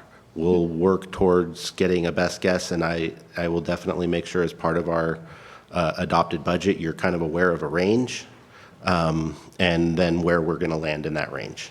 in terms of what's in the adopted budget. We'll definitely be adjusting the budget in February/early March, once we know what those rates are. And you'll see all of that then, and I will make sure to keep everybody informed as this process goes on. It's quite frustrating at the state level for, all the colleges involved to sit here and say, we need to adopt a budget by September 15th, and we don't know what the revenues are. It's similar, I mean, what comes to my mind is an extension of that airplane analogy. It's like flying the airplane while trying to build it and not having all the parts. That's the part I've added to this, it's just No, it's difficult. crazy, and we know it's impossible for you, James, but I'm just trying to, I mean, we're going to have a budget, it will have numbers. I'm just trying to know what's our best numbers going to be. Will we see that budget at our next meeting and our first reading? we were bringing it, yes, it has to, I forgot. Yeah, we'll have at least a draft at the next meeting. Next one, 22nd. Yeah. It'll still be probably in draft form at that point, and we'll get to that in a second. But yeah, it'll still be in draft form at that, but we will have some sort of a budget, and that will probably have at least my best guess on the revenue side. And then expenditures, we're continuing to work on those. So one other update at the state level. If you remember, the governor's budget included originally relief on the STRS side of the budget. He was using money to buy down the STRS rates. At the last minute, the legislature came in and said, actually, we want you to buy down both the STRS and the PERS rates with those same dollars. So the dollars amount that he was using didn't go up, but the STRS rate, he's now applying it to both STRS and PERS. So the STRS rate at the tentative budget was at 16.7% because we were anticipating that buy down. That actually bounces back up to 17.1%, which is still way better than the 18.1% that was in there before his plan was adopted.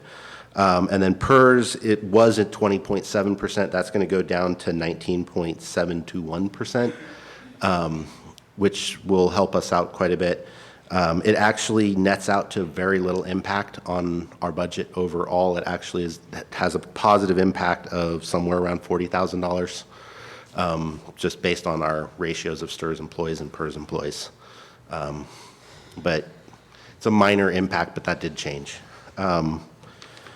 So that's really kind of the stuff that's changed at the state level, and we're waiting to hear anything else. Locally, if you remember, we started off with a $4.9 million deficit in the unrestricted general fund. Pretty much immediately, even though that was what was adopted afterwards, we said we were going to start working on ways to reduce that deficit. We did put in a 50% cut on travel and conference, a 25% cut on instructional printing and duplicating, and a 20% cut on non-instructional supplies. Saving us around $500,000, getting us to somewhere right around a $4.5 million deficit. And then, so that is included in the expenditures detail.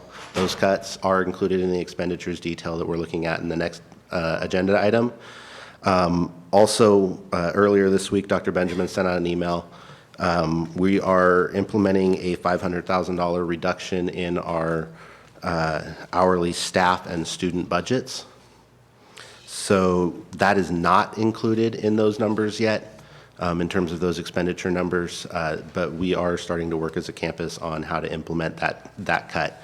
That's about a 33% cut in our in our hourly labor budgets, excluding our tutorial budgets and our reader budgets. Those are not included in those numbers. So, and then we're continuing to work from there. Trustee. This is a non-numbers kind of question, but what does your counterpart in Sacramento say when you say, and how would you like to be the director of our budget when you won't know what the revenue stream is until 2/3 of the year is over? How do we square that? He says we must have a bad connection here. Would that be the appropriate response, or did he at least? They understand that we're all very frustrated. My understanding is what they're trying to avoid is what happened last year, where they set the rates before they had the funding. Yeah. And before they had the data. Changing the way that the counts are calculated is making it so that they don't have the count data yet either, and they don't get our final 18, 19 numbers, which is what's used for the third year in that 3-year average on the success metrics. They won't get that data until about January 15th. Oh. So they're not willing to estimate or calculate, because as soon as they estimate, then everybody relies on those estimates, and then they have 40 community colleges yelling at them about, you told us we were going to get this much, now we're getting 2 million less. So I think they're responding to the criticism they received last year. I don't know if it's a great response, but it's what we get. Okay, thank you. Trustee Parker? I have to say, I've been a trustee in public education for 13 years at this point, and I've never heard of this kind of madness around state funding. And I think a question that I have, and I'm assuming that this is not normal. This is normal. No. Well, not this level. Not to this level. It's somewhat, though. So I think that my question is going to be, is should we be having a conversation about working with our state elected officials around changing some code about deadlines to, when this community college gets certain financial information and sends it out to their constituent colleges, because this is nutty. So that's a question mark that I have. I would be really curious to see what's in K-12 versus what's in 13, 14, and to see if there's some difference there that results in it just being completely unmanageable. Yeah, they do have certain deadlines that they have, but what they're doing now is they're giving us numbers and saying, by the way, these numbers are not right and they're going to change. It's pretty They're much giving. like this. I've been in California for, almost 30 years, and every year it's similar to this. We never know what we have until the year is over. Guess we can blame the California legislature and the governor for not getting together. Remember when it comes time to vote, I guess. But Doesn't do anything. Well, is there any, at the community college president level, is there a working group talking about this? All the time. And we work through the league. The league does a lot of work to try to help us, but we've not had any impact on this. Trustee Abood. So I was just going to make the exact same comment that Trustee Parker made, that, our legislators are voting on the budgets, change the CalPERS thing. They're voting on the final numbers. They're voting on making this student-centered funding formula a reality. I just feel like we really need to sit them down and really show them how the impact has impacted their district, because they might not know. Have you guys gone in January to lobby to meet with your legislators during that time when we all go up there and we have talking points and we sit in with them and we explain how challenging it is and all of that? And every year it's the same? Yeah, no, I've gone every year. I'm just I've been saying that's yeah. just how it has been. That is not, so I'm saying though that we do try. Yeah. And we have an organized approach every January. Every single January, we have these meetings, we all are on the same page, saying the same things. I was just going to make a second point. I'm sorry. No. I mean, I'm just as frustrated. But we do have two here, and maybe meeting with them locally and might make a different dynamic, since, instead of being in Sacramento, I've been the only one. Yes, I've done it all. Yeah. But I think you're. And I could set it all up for you. Yeah. I'd be happy to do But it. Trustee Abood, I like your suggestion. I thought of that myself, and it would be nice if we had a 45-minute, hour meeting with our senator and our assembly. Yeah, no, because I've gone for the Sacramento ones, and I've been the only one, I think, since 2015 who went. And also, it's not, you can't always get the meeting too, and so sometimes I've always had, one with one office and not with the other one. But it's frustrating. And then my other comment is on this chart specifically, or are we not on the chart yet? Not yet. Not yet, okay. Not yet. I know you're. We're almost there. Yeah. Yeah. Trustee Nielsen.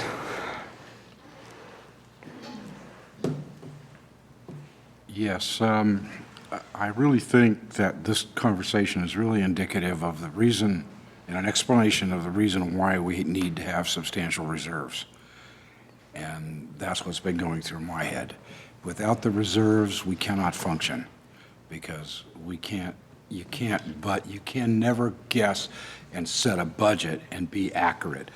We have to have reserves. And what if the worst happens, like what we're faced with this year, with declining enrollment and guessing at what kind of money we're going to get, and we're getting less than we need? So we have to cut. We have no choice. Do we have reserves to cover that? Yeah, but what if the worst happens the next year, and then we have to double dip again into our reserves? Yeah, we could probably cover that, but beyond that, it really gets to be iffy. And there's a lot of the state colleges that are not as well off as this college is with the same level of reserves. There has to be a lot of stress statewide in this 13, 14, category. The stress level seems to be like incredible. If I was in business, I would go, I'm getting out. What do? You've got to maintain the reserves. There's a real reason why. And you've got to say no and keep the reserve levels high. And that means don't put money where you really want to put it. You have to save it. That's what's going through my head, and this is a perfect time to make the point, to reinforce the point, and I hope that's what I've done. Thank you. Thank you. Trustee Croninger? Craig said what I was going to say. I mean, historically, I'm sorry. No, that's good. I'm 100% in agreement. Historically, that's how this college has dealt with it. We have said we have to save ourselves because these other things are not working, and we need a substantial reserve, which we have to protect, or we will be suffering severe consequences when we find out what that number is later in the year. So, No, I was going to agree with you that we have done this over and over again with the same result, and I think it was Einstein that had a suggestion for defining that as insanity. Yes. So what I'm suggesting is that maybe if we perceive that both the state chancellor's office and us have the same problem, maybe is it possible to identify a process that would be acceptable to both sides, that would help solve the problem and present that to the legislature? Does that make any sense? He's halfway nodding. So a lot of the problem right now is that there's still a lot in motion, and things are changing at the last minute. Yeah. And then the chancellor's office is being asked, here, they get the total budget, and then they're asked to implement it with some basic framework around that. And then they make decisions on the best way that they can implement that. They do listen to CBOs around the state, CEOs around the state, and they do say that they're listening to feedback. We can give them feedback. I think I was at a budget workshop a few weeks back, and there was about an hour scheduled to talk about the student-centered funding formula. It turned into 3 hours, and I will say that they heard a lot of feedback about these challenges. So whether or not they go around and maybe change their approach in November, I don't know. But with what we have right now, we're being told we'll get information in February. No, I understand that. So- I'm just suggesting, if we perceive that we have the same problem and we work together to solve it, that would be the solution that I would want to present to our legislative representatives. okay, it sounds as though you may want to have a meeting or to present your ideas. I'll try to work on trying to set up, Marcia helped me set up a meeting with our state representative in the next, I think it's in the next couple of weeks, so I'll see if she's available so that we can have a conversation. You can have a conversation with her as well. I think you know that, well, obviously, we're in the budget development process, and we're trying to make sure that everyone at the college understands what is happening. So there have been conversations, because we know that hard decisions have to be made. We don't want to surprise people with when we may have to do something that appears to be drastic. And so we're trying to educate them. I sent out an email, I think I copied you on it, about the current state of the budget, and I sent them this listing of spending categories that you have in your packet tonight, and James is going to walk through that. He did a great job of just putting together a one-pager that shows the money. And we put a link, Luz put a link into that email so that people can give us suggestions as to how they think we can, or where they think we can make reductions, and also how we can increase our budget. So we're getting lots of ideas on that site. But right now, we want to hear from you. You have a copy of the one-pager with all the spending categories. It shows where we put our money, where the majority of it goes. And so James is going to explain to you his, and theirs is, oh, I don't know if all of you have the color copy or not, but if it's not in color, it's shaded, so. Yeah, it's on the screen. Yeah, but they're individual copies. So, Well, we have them. It's online. on our, Computer screens. Okay. Liz? Okay, so this is just a document that I put together based on what was in the tentative budget. And it gives us an idea of where all of the money's broken out, kind of by slightly more useful categories than we're used to seeing in the budget. We normally see it based on our, a line for payroll, a line for benefits and supplies, et cetera. This is kind of trying to break it out, not quite to the same detail as our general ledger, but in a lot more detail. I broke these down. You'll see that there's essentially 3 different colors on here. The gray colors are, I called them fixed costs. They're relatively fixed costs that are areas that we don't really have any ability to make any immediate impact on without doing a large amount of process. They're pretty fixed. That's our permanent staff, our utility bills, our mandated expenses. That's our costs of accreditation and our audits. We have to do those things legally. Things along those lines.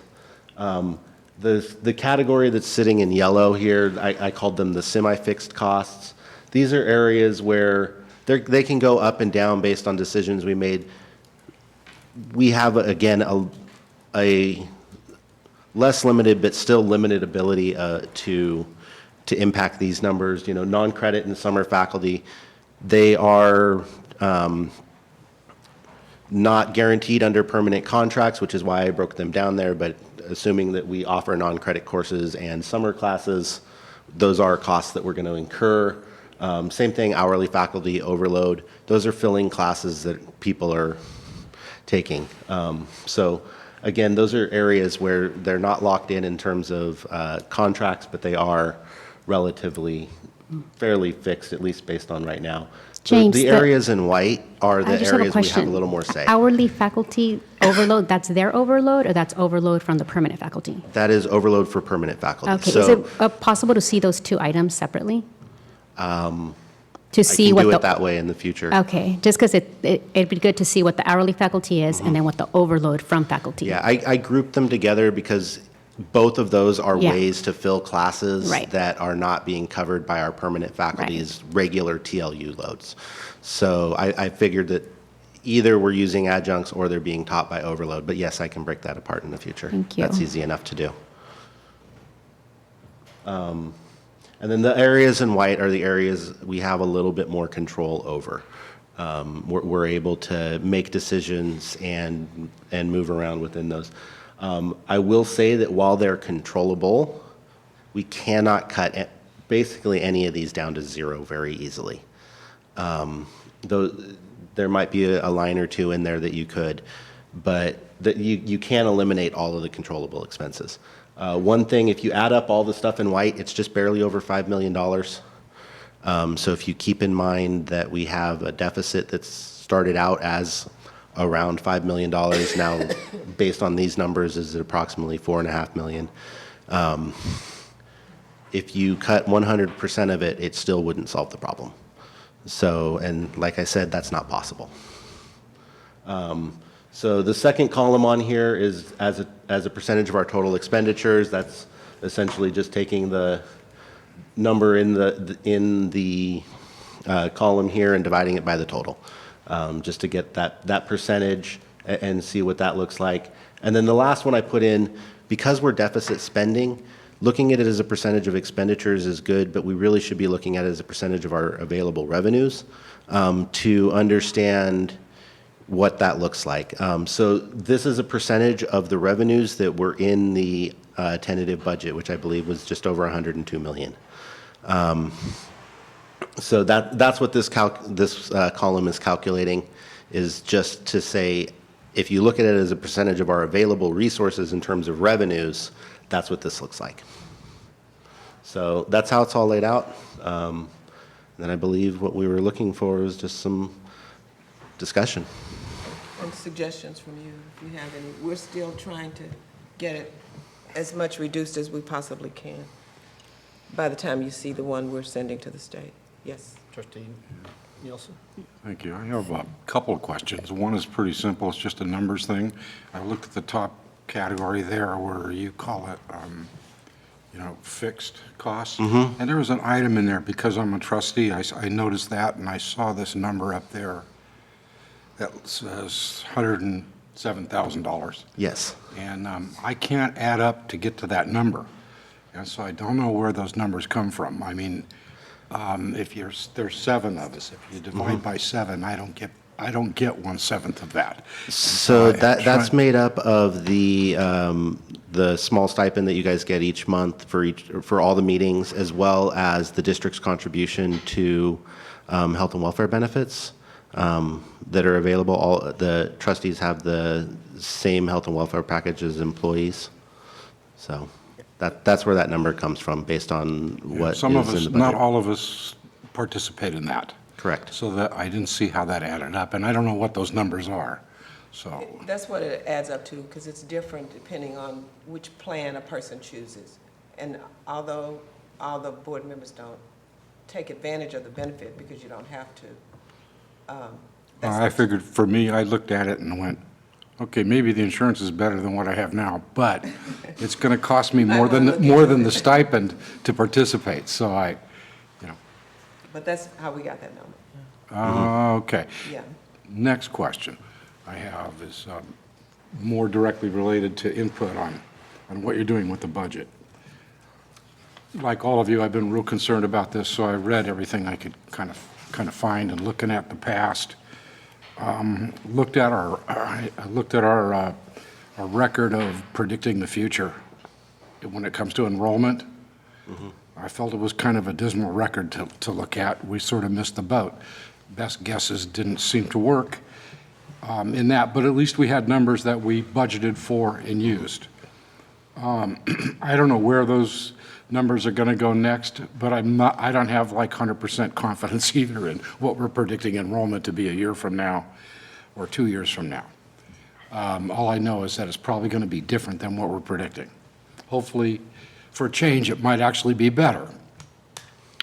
When I keep looking for this, and I guess it's the business experience I have in the past, and I know I've been here for over 6 years now looking at this stuff. I'm learning. It took me a while to get the hang of a publicly funded institution that just assumes that business is going to happen. But I have this feeling, and I could spend a half hour trying to quantify it for you, but I have this feeling that we need to cut an additional $2 million in expenses at minimum at this point in time, in effect, real fast. so that we don't risk putting ourselves in an even worse situation next year, which could happen quite easily. And so I just wanted to throw my input in there. That's what I think. And I say $2 million more than what you just said we had already done. We're down to $4.5 million. I would like to see it at $2.5 million out of the reserves. I don't like this. I don't relish it. I'm very much aware of that most of what we have that we could cut from, most of what's left is people. And in a lot of respects, it's going to be class sizes. And so I thought a lot about what Dr. Beebe was trying to do over the past couple of years was really trying to increase the efficiency of the college. And we didn't seem to make, as far as the students were concerned, dollars spent for the product that goes out. And we didn't seem to make any appreciable progress that I could really quantify or see. Hopefully I'm wrong and I just missed the boat. But we didn't really make any significant progress, as far as I could tell, unless somebody wants to tell me that I'm wrong. I'm very concerned about that. We've got to get more efficient. Does it mean people? Yeah. Does it mean doing things differently? Yes. The danger is of course, hurting our numbers, hurting our student success numbers. And Are you talking about the weekly student contact hours? say that again, slower. Are you talking about we used to say WISH, or the weekly student contact hours and the efficiency and the report, and Dr. Giral and our board retreat? Yes. And Dr. Ralston's going to respond to that.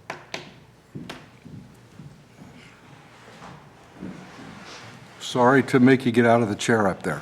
I knew what you were talking about. I prefer to get out of the chair for only good news, but I will sorry. That's why I apologize. Adjust for that. So we have been working on that effort to increase our efficiency, and we are kind of at stasis this year over the year that most of the first push on that happened. So we are working to improve WISH over FTF. So those are big acronyms that we mean weekly student contact hours, how many hours in the course of a week faculty are with students in a learning environment for which we receive apportionment. And that is a ratio over the top of full-time equivalent faculty. So when we add up all of the instructional hours, how those two things relate together.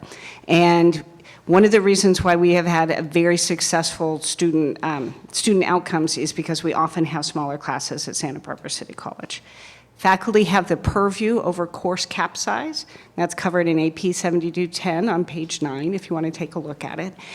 That's part of the curriculum development process. So faculty consider content, they consider mode of delivery, they think about all the pedagogical impacts that are going to help guarantee student success, and then they shape that into course outlines of record. So that is a space in which the district works carefully with faculty to consider what those course cap sizes should be, and we engage in an ongoing conversation about that. That is one part of that conversation. The rest of that conversation is how we develop together programs and schedules and how we put that together in a way where students can move through that process as effectively as possible. And we increase our retention and our success by working together with faculty across those differences. We are experiencing a pretty strange year because in addition to this new set of funding formula elements, we're also experiencing AB 705.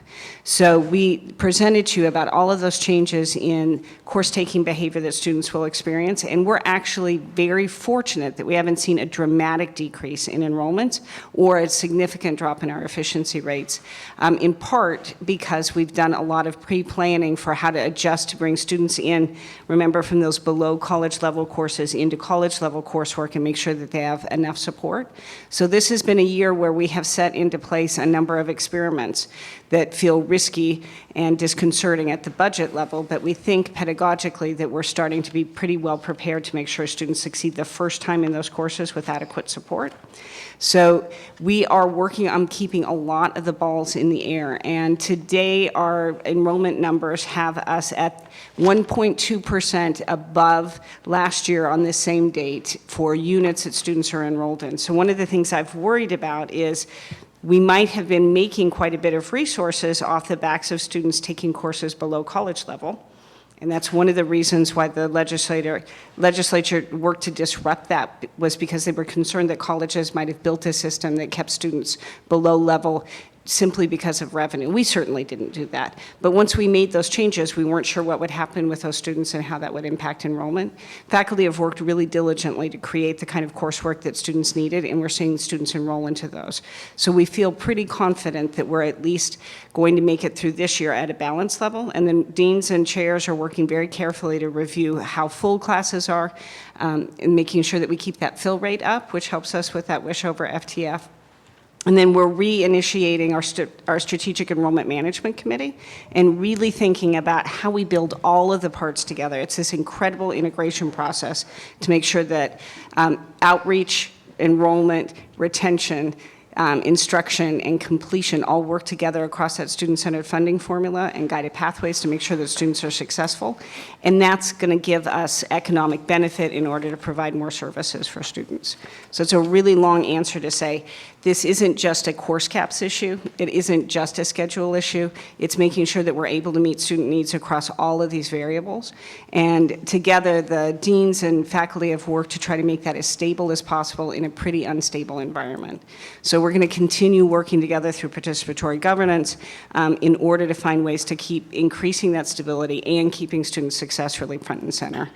If we do all of those things well, if the state figures out the student-centered funding formula, we should continue to do well economically in order to roll those dollars back, because we aren't a for-profit business, right, into the services that further support our students. So this is going to be a year where we bring a lot of information back to you so you can see how we're trying to keep those things together and make that work. But it is a lot of unknowns. I would like to attempt a summary. Please. Of what you said that probably won't be fair, but what I hear is a tension. On the one hand, increasing efficiency means bigger class sizes. Mm-hmm. Bigger class sizes mean theoretically less student success if there's a correlation between small class sizes and succeeding. So that's what you're talking about is and to add on to that, the student success affects our revenue. So on the one hand, we're trying to, be more efficient, use less faculty, I guess, is the result of efficiency. But then we risk the student success numbers. So there's that tension. There's also, if we don't offer the right courses and we don't fill them with students, then we have no revenue that generates from that opportunity as well. So each piece of this is intertwined, and that was a perfect summary about all of those points of tension. Okay, thank you. I think that's why you have a job, if I might, because it takes a whole group of people with PhDs in this field to play the game, and it seems like a bit of a game, and if you keep doing what you've been doing, what was done in the past, by Einstein's sort of definition, that's not a good thing to do. So now we have guided pathways. And all these balls are together. No matter what you cut, you're going to affect something else. Yet, we still have, to be really honest and objective, we still have to cut $2 million more somewhere. And I'm not going to tell you where to cut that from, because I don't think I'm qualified to do so. You've got a better handle. I have faith in the administration and the deans and people that are doing the actual work to tell us where they can find the $2 million at. That's what we need to find, and I don't know what to do. We just want you to help us. We want you to feel what Shall I we tell feel. you want me to feel like I'm helpless or like I'm ineffective? No, we want I'll you tell to you feel where for a moment what we I'd feel. cut some stuff. Just cut it. And just like you Just give him the cut pen, Dr. Benjamin. stipends for cell phones. Cut some other stuff. Just take, there's a Well, little we cut bit you the can. stipends for the cell I saw $100,000 in there, I'd chop in a minute. That's still on the list. I would cut something by a third that you can't go all the way to zero on. Save $500,000 right there, boom. there's other places we have to cut. If we don't, we're not being prudent and we're not doing our jobs, because we need to be thinking 5, 10, 15 years from now, not just this year or next year. We need to be thinking about the students in our district, the ones that are going to be here in 5 years. Is the college going to be here? If we have to hurt something a little bit now for the sake of making it better later, maybe that's what we have to do. And that idea is not foreign to this institution or other junior colleges.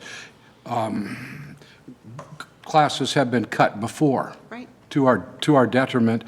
But then the last time the SBCC experienced class cuts was a different situation than now. The last time the state cut the budget and enrollment was increasing at the same time. So now we had more students and less money at the same time, and we came through that by adding $6 million to the reserves, and we hurt student throughput and the output of the college because we cut a lot of classes and made a lot of and made people in our district unhappy with us. That's a fact. So, but this is not the same situation this time.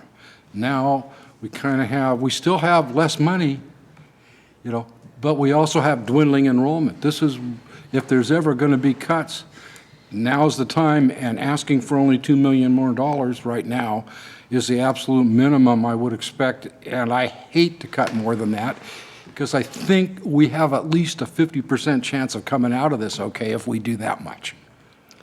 So that's what's been on my mind as a trustee, and what at this point, I would support and encourage you to do. And if you really look, you can find that money. Thank you very much. Trustee Croninger.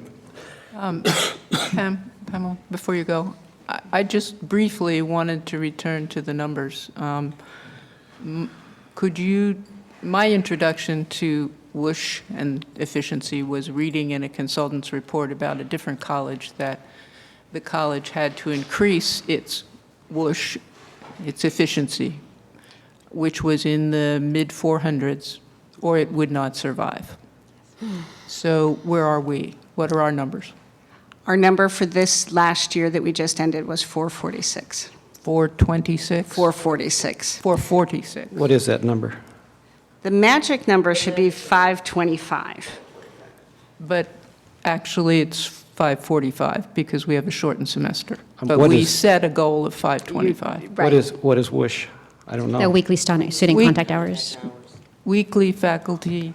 Weekly student contact hours. Student contact hours, Okay. face-to-face. And the ideal number is, Well, Marcia gives a good example. So we've been using 525 in the efficiency work that we've been doing here, but because we work on a 16-week semester instead of a 17.5 semester, the number should actually be higher.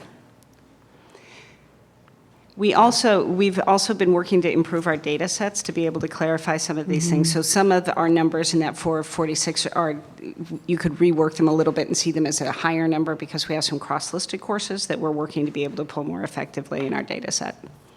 So Robert, it's like the department. So think history, say 3 faculty members. I don't know how many students were enrolled in history this summer. I just keep bringing it up just because you just say 3 faculty members taught hundreds of students, right? Because that's just, they were able to, because whatever their pedagogy is. But then maybe a lab class taught X students, so then it cost us the same amount, but this department brought in more FTEs and this one didn't, and not it's because they're more effective, it's just because maybe this one needed the smaller whatever. So there's all these variables, but we do know that there are some departments that can increase their efficiency, and there's some departments that are, have better, but I think the tricky part is that belongs to the academic senate, and but then it lives in the budget, and it's just complicated. But this conversation's been going on for a long time. I mean, I feel like you guys are making progress and trying to respect everybody's. We are, and we will continue really to work together with this goal of being able to have a sustainable budget that really serves students as effectively as possible, and it's a challenge point, and it's a harmony. So in the budget values, thinking about being able to offer a comprehensive educational program means precisely that. Recognizing that when we ask students to go into chemistry lab, we need that space to be smaller, the time that students are there is more deep and intense, there are safety risks, and that that in contrast to a larger lecture class in history, generating more income, we need both. And so we work together within schools of the college, we work together across the institution to be able to balance all of those things. And in a year when we're in a crisis mode, it's a great opportunity for us to revisit what that means to be able to do that kind of in a harmonious fashion. And so we're all dedicated to that work, but it is difficult, and the stakes are very high. So I know Dr. Benjamin has been diligently and daily working on finding ways that we can find these numbers to cut from the expenditure side. Does anybody else have any suggestions or comments or thoughts on that? Trustee Abboud? But if Marcia wants to finish her point, that's fine. Oh, I'm sorry. Well, since we were on efficiency, that's what I focused on. I do have some other thoughts Okay. about James' list, and Jonathan, if you want to start there, go, and we'll come back. I mean, I guess I'm concerned with cutting the hourly labor. I know it's a big one and it's, easier to do, but I know a lot of hourly employees, not here, but just generally, and what's gonna happen is they're gonna get more stressed out, keep the same amount of work.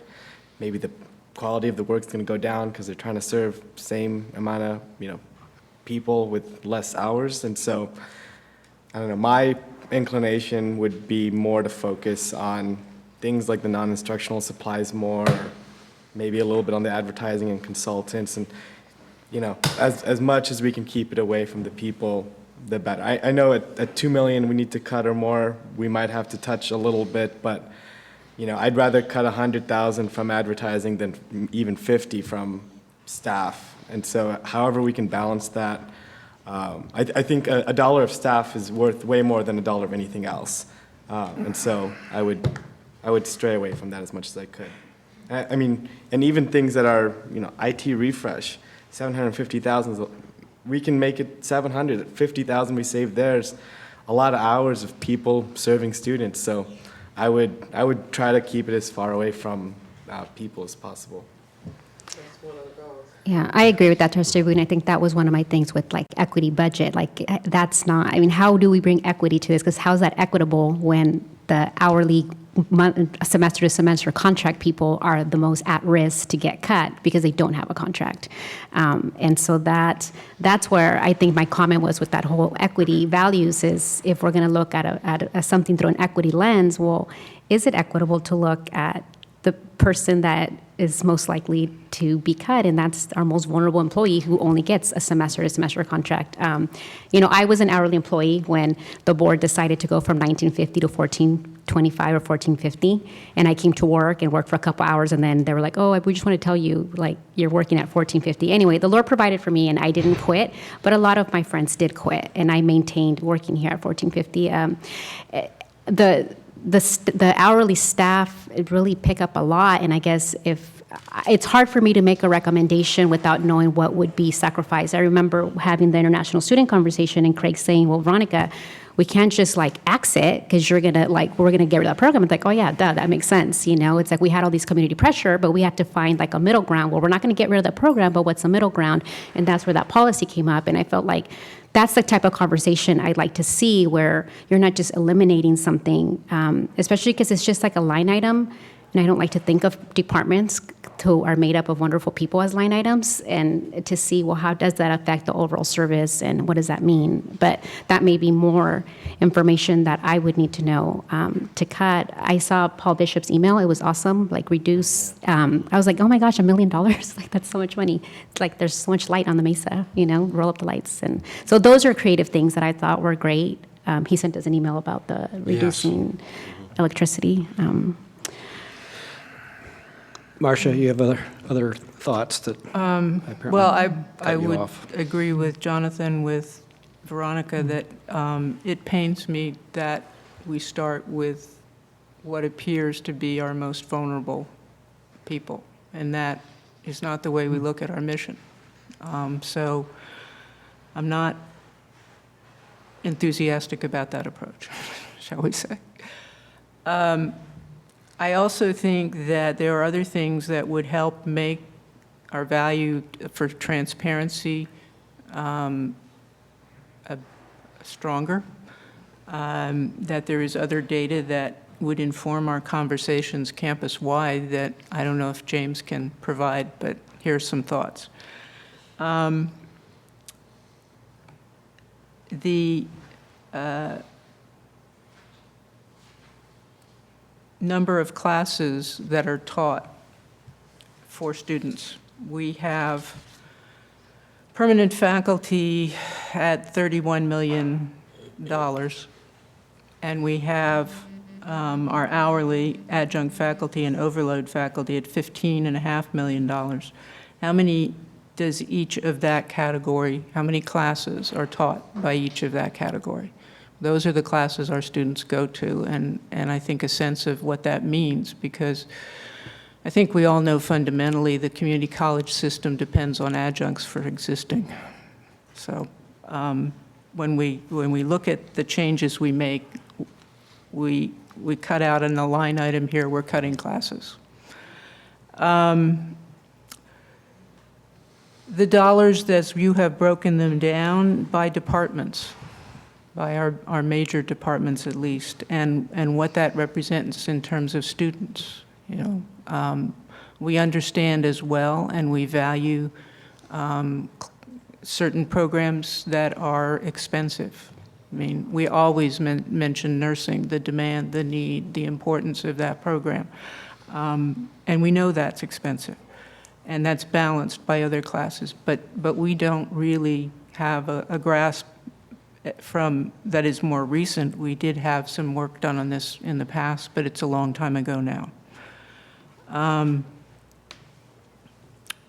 Cost effectiveness, we talked about efficiency. I really think that is the underlying issue we face and why we are sliding down in terms of the use of our resources here.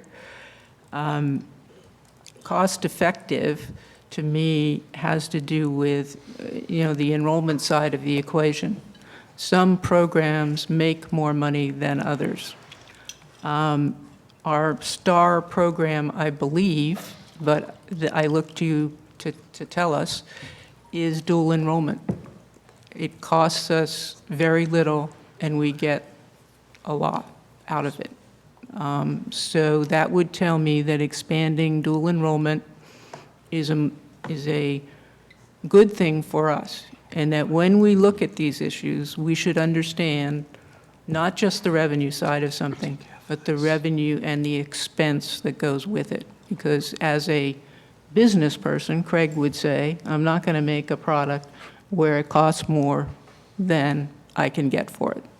So when we do that, and we do that on purpose, intentionally, when we do that, we should know that. So that thinking process is important, I think, to the conversation.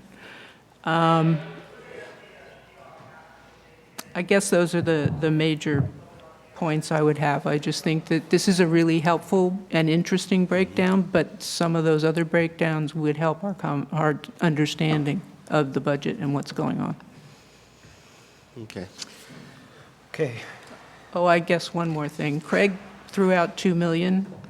I'm more conservative. Our principle of budget development that is board policy says the district shall balance its budget in compliance with BP 6305 reserves.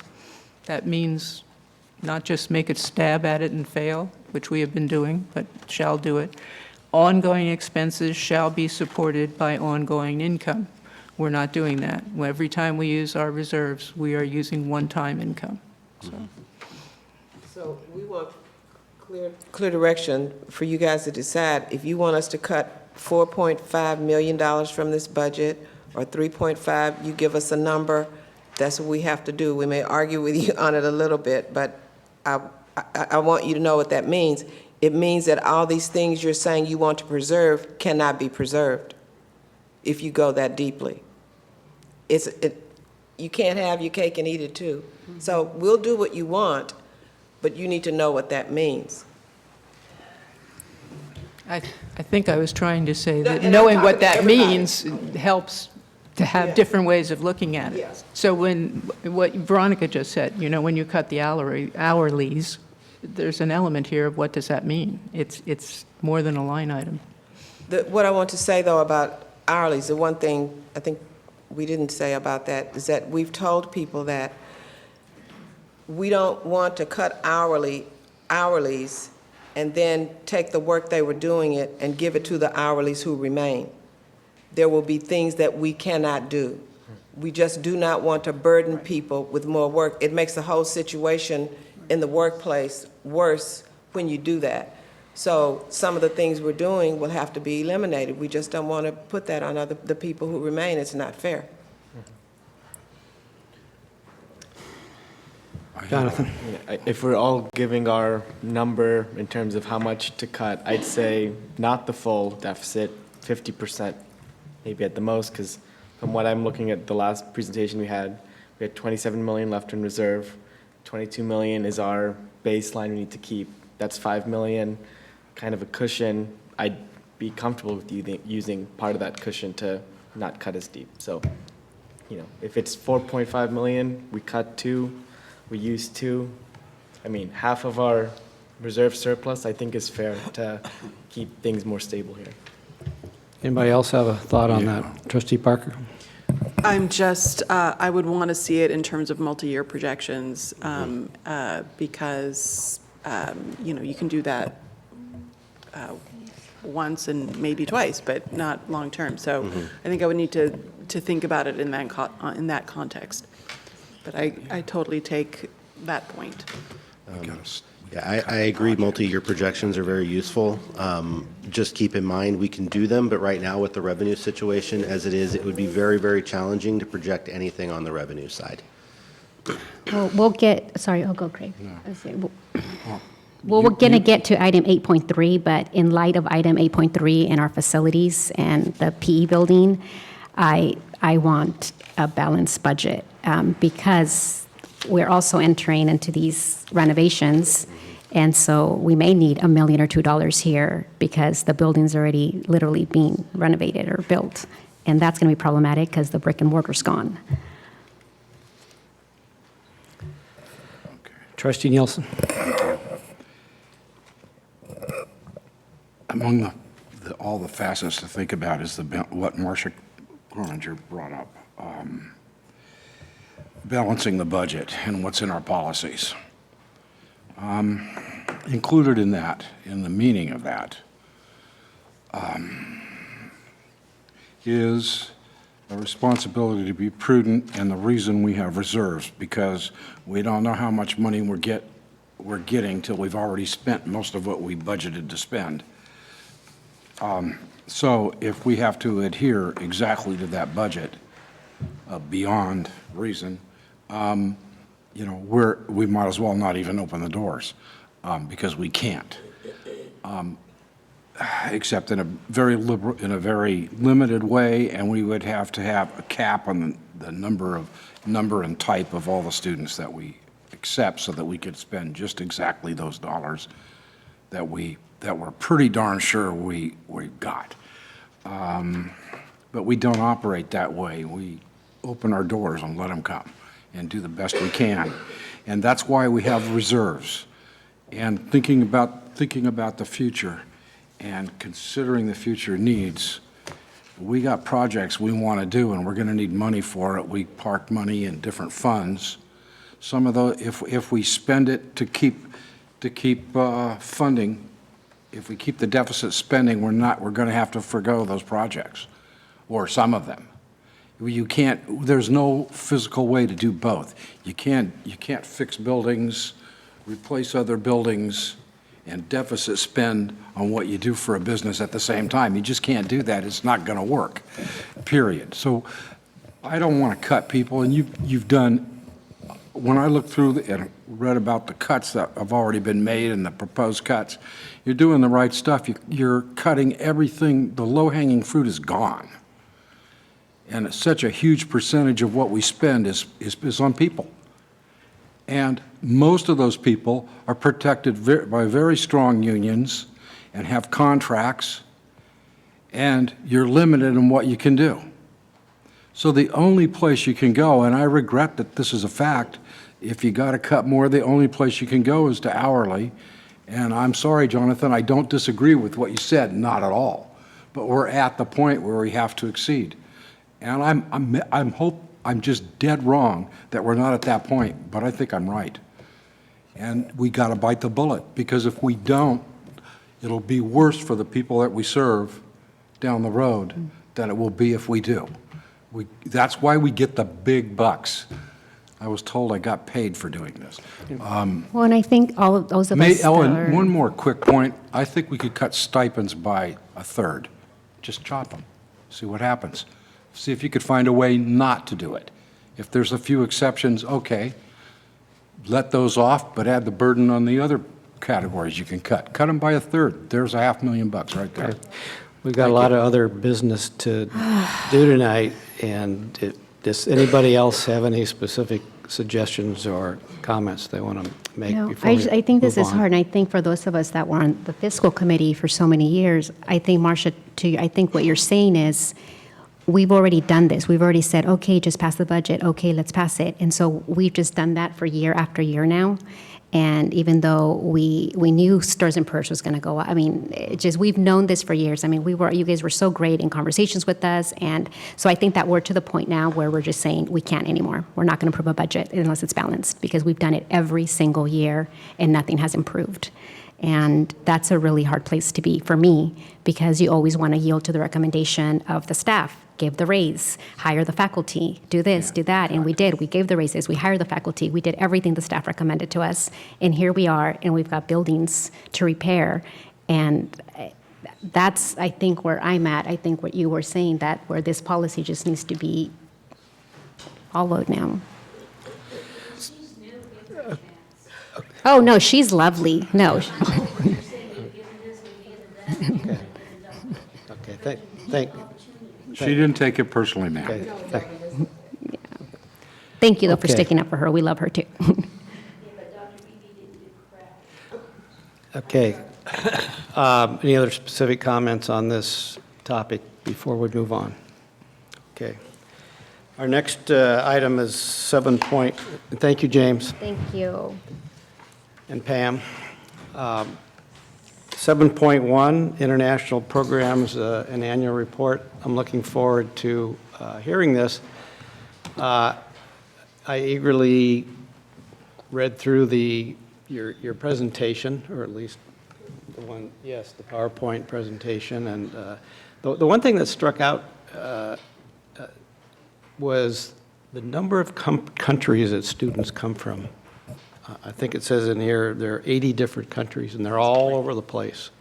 You know, I know there's a big concentration of Chinese students and Swedish students, but there so many countries are represented. And I just think it's so important and valuable to have these students here. I think it's a valuable experience for the students that aren't from those other countries. And so I'm eagerly interested in your presentation. Thank you very much, President of the Board Miller, Dr. Benjamin, and members of the board for this opportunity to present to you on our international students. I understand that some of you requested information on our program at your June 14th board retreat, and I'm happy to provide you with that information. Since I don't know how familiar all of you are with our programs, I will start with a very brief international programs overview and a very brief history, and then I will move into the program-specific reports. And we are planning to provide you with an annual report moving forward so that you have more current information as we move forward. So as this timeline suggests, Santa Barbara City College has a very long and very proud history of promoting international education. We started welcoming international students to our campus in the mid-1950s. Our International Student Support Program was first established in 1959, and we have been hosting international students here on campus for 6 decades, which is a long time. Similarly, our Study Abroad program is one of the oldest and most established program for community colleges in the country. Since the inception of that program in 1973, we have sent more than 6,000 SBCC students abroad. They studied in probably approximately 25 different countries, and we have had about now, I think, 65 faculty members who had the opportunity to lead programs. So that's a wonderful professional development opportunity for our faculty as well. And I would like to recognize our trustee, Dr. Peter Hasland, who was instrumental in, I think, establishing SBCC's reputation as a pioneer in the field of study abroad. Because in the 1980s, he developed and led semester programs in China, as well as the former Soviet Union, at a time when no other community college in the nation was leading programs to those destinations. So then he, for about 30 years, developed very close relationships with Shandong University in Jinan, China, and successfully led semester programs to China, allowing hundreds of students the opportunity to learn about China and the region, and also about our own political systems. And I would say that thanks to the efforts of faculty like Dr. Hasland, thanks to the support from our institutional leadership, as well as thanks to the support from the board, our international programs have become nationally recognized and ranked. And so we're very proud of that history. And you can see some of the recognition. In 1999, the Study Abroad program was recognized by the Chancellor's Office by receiving honorable mention for the Exemplary Program Award. And more recently, we were recognized by the U.S. Department of State as a top Gilman Scholar-Producing Associate Institution. The Gilman Scholarship is a federal study abroad scholarship for underrepresented and low-income students. And so we were very thrilled to be recognized for that. Earlier this year, we were selected as a finalist for the Senator Paul Simon Comprehensive Internationalization Award, which is the most prestigious award given in the field of international education. We will be reapplying for that later on this fall. And also earlier this year, our Study Abroad program was included as a best practice case study in a scholarly publication on community college education abroad. As the org chart here illustrates, our international programs are staffed by 8 classified staff members that provide comprehensive support services both to our incoming students as well as our outgoing students. And I'll now move into the program-specific report on our International Student Support Program. So this heat map shows you the international student population by nationality. We currently serve about 938 students from 80 different nationalities. Our 5 largest nationalities are China, followed by Sweden, then Brazil, Japan, and Germany. And as you can see, we have many, many other countries that are represented as well. Here, a graph which shows the recent enrollment trends for our top 5 nationalities. As you can see, our 2 largest nationalities, China and Sweden, have experienced the largest enrollment declines. And those are due to different reasons. But as you can see, our other nationalities have remained more stable. This illustration is just another visualization of our international student population. As you can see, China amounts to approximately 35% of the international student population. That is closely aligned to the national mobility trends. In 17-18, China represented 34.93% of all international students in the US. Then we have our other category, and those would be our 75 nationalities that are represented in various numbers. And then the third area represents the other 4 largest student populations. And this is a slide to give you kind of a comparison of how other community college international student programs look like in terms of the numbers. So Santa Barbara City College is currently the 7th largest international student program hosting students. And these data were taken from the IIE Open Doors report. That's an annual survey that is sent out to all U.S. institutions of higher education where students self-report these data. There are some variations in these data. Santa Barbara City College only reports F1 visa holders, whereas some of the other institutions may also report other non-immigrant visa categories. For our institution, that number is not big. It's about a 20 student difference, which is why we focus on our international students. For some of the urban areas, that number could make a bigger difference because they might have asylum seekers, they might have more students who are dependents from individuals who are here on an investor visa or a research visa, etc. Here are our enrollment trends for the past 4 years. As you can see, our enrollments have declined continuously from about 1,500 students in spring 15 to now 930 students. That was our census number, and now that number has even declined a little bit further. The declines, I would say, have had the most detrimental impact in our ESL program, as well as in some of our smaller academic programs that have traditionally relied on international students to fill their classes. So there has definitely been impact on some of our academic programs.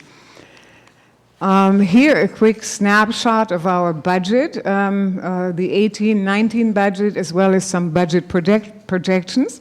So as you can see, in 18-19, we generated approximately $8.4 million in international enrollment fees.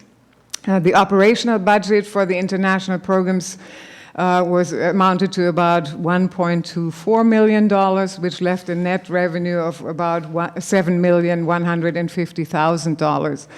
We are hoping over the next 4 years to gradually be able to rebuild our international students to approximately 1,300 students. And the projections that you see here on this slide do not take into consideration per student overhead expenses for facilities or for operational expenses, but we think that in the current climate of enrollment declines, we would not have to open a significant number of sections to be able to accommodate these additional students.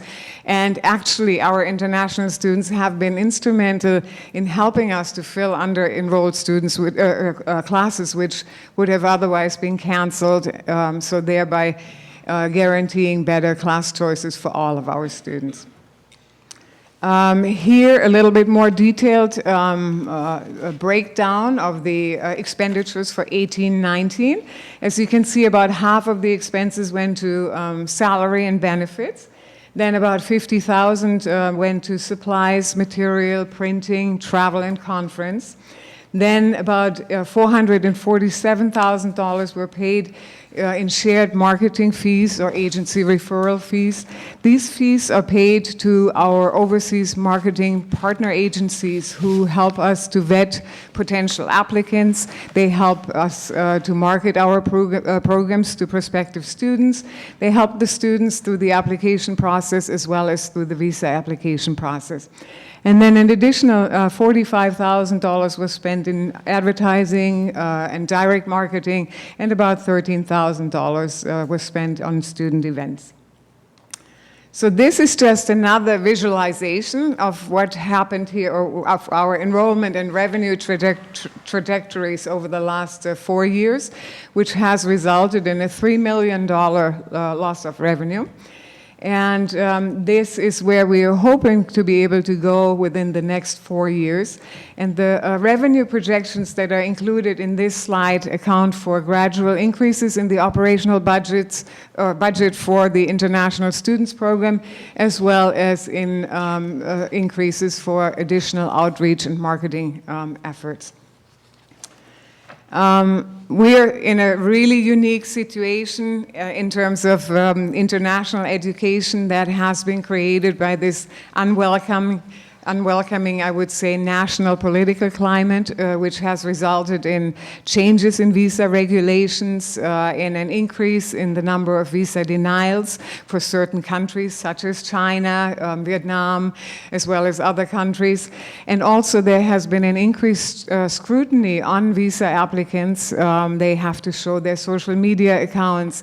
They have to do undergo all sorts of scrutiny before they are being issued their visas. So that has really created a more challenging climate for us in terms of being able to compete with countries such as Australia or Canada, which have very immigrant-friendly policies and which have seen double-digit increases in international enrollments just in the last year, and in the previous year, similar numbers. We are also facing increased competition from other community colleges, from four-year schools, but also from U.S. private and public high schools, because there has been a recent trend among international students to apply or to study abroad at an earlier age. So they either apply to high schools or they look for community colleges that offer them the opportunity to do a high school completion degree at the same time while they're already earning college credits. Despite all these challenges, I feel that we have established ourselves as we have established a very strong reputation, I would say, internationally as a leading community college. And I believe that with some targeted outreach and marketing efforts, we will be able to gradually regrow our international enrollments. And we also want to continue to focus on diversifying our international student population. Of course, to provide a richer learning experience for all students, but also to minimize the risks of over-relying on just one or two nationalities. We are one of the few community colleges in the state that have placed enrollment caps on our largest nationalities to prevent them from becoming overly large. There are many other institutions that have 50% or higher percentages of Chinese students at their institutions, or of Korean in the past of Korean students, which really created not only, I think, a less enriching learning environment, but also potential financial risks. I think we might want to consider changing our minimum age requirement from currently 18 years to 16 years. We could do that with a required homestay requirement that could be added on for those students. And that would allow us to diversify our student population and to reach to students from Latin America, students from Indonesia, as well as students from different countries within Asia. We also are starting to collaborate more closely with high schools within the region that are serving international students, so private high schools as well as public high schools, to create pathway programs, because many of these high school students, international students that apply to high schools, go there first with the intention to then transfer into a four-year university. This is an interesting snapshot of the economic impact data for the state of California. This information is made available by the National Association of International Educators. They developed an economic impact data analysis tool. And so according to the latest data for 17-18, about 162,000 international students studied in California, contributing about $6.6 billion to the state economy. And there on the bottom, it's kind of small, but you can see the top institutions contributing to that.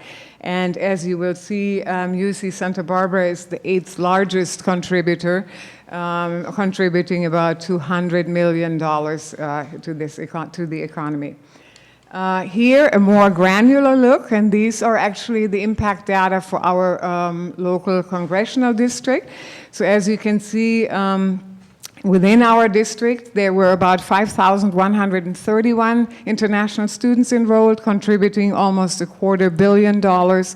Again, UCSB, 200 million, and Santa Barbara City College contributed about 36.4 million to the local economy.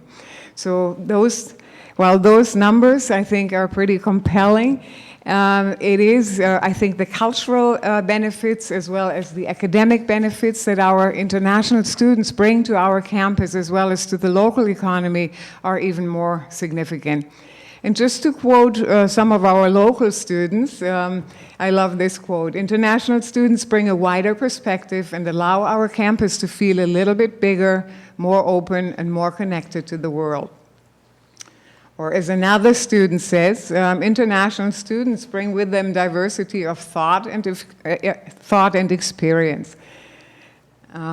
Or here another one, international students challenge our local students to think critically about their own communities, to embrace diversity and other worldviews. And similarly, our faculty speak very highly about having international students in their classes.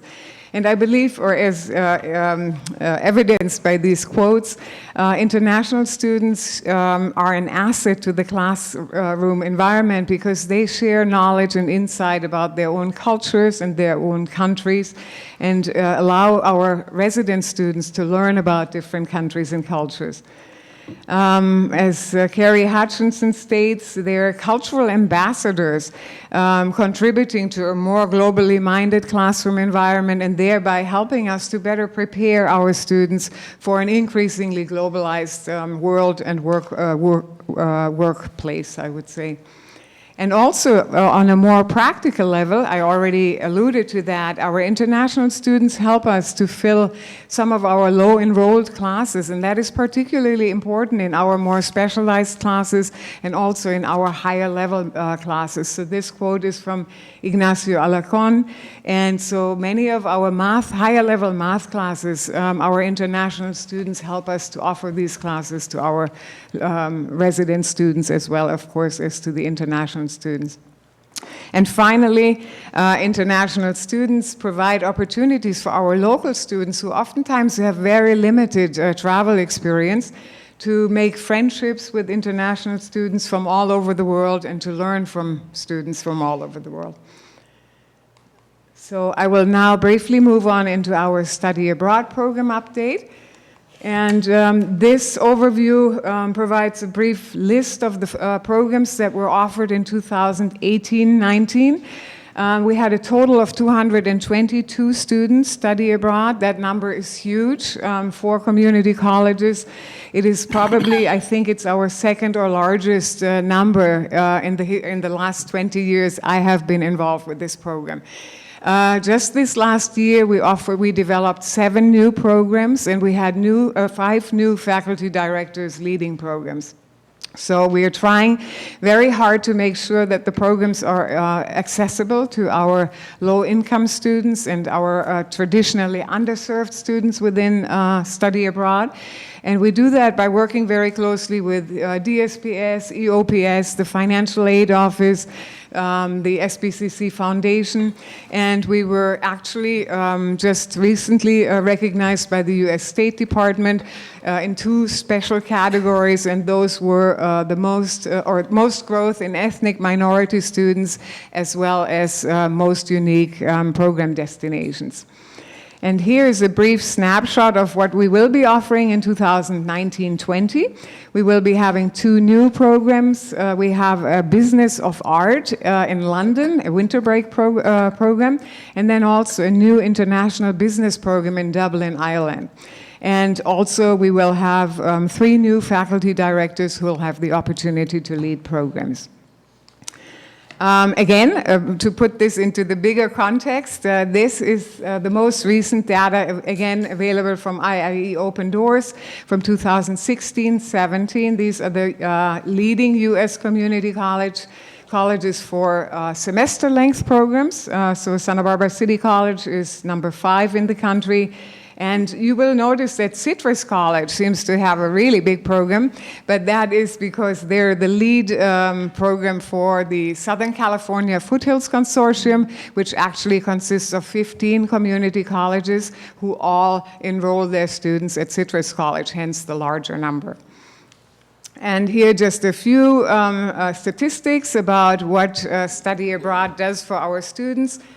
Recent quantitative research has shown that there is a measurable positive impact for study abroad participants in terms of their student success data, as well as their graduation or degree completion rates, as well as all the other benefits that are listed here.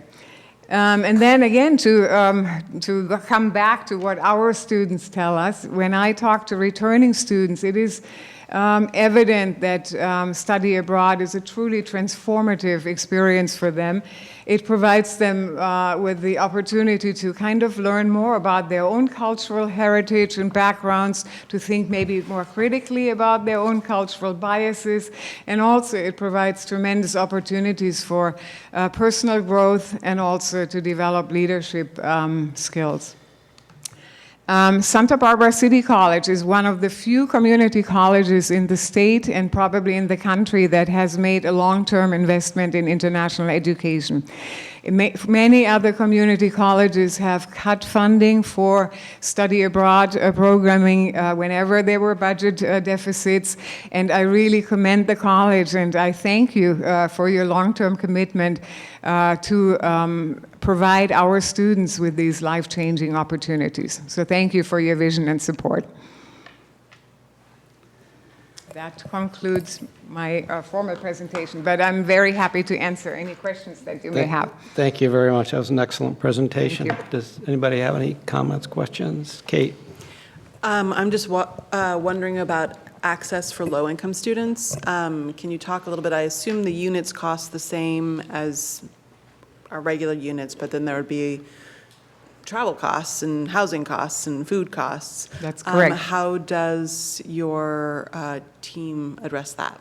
You're talking about study abroad program. Yeah. Specifically. Yes, the costs are the same. We have worked with the foundation. We have about 10 different scholarships and an endowment of about $500,000 that is allocated to study abroad. We've also worked with the foundation to develop all new scholarship or most new scholarship opportunities so that they can be used for study abroad. So that opens again the availability of scholarships quite a bit.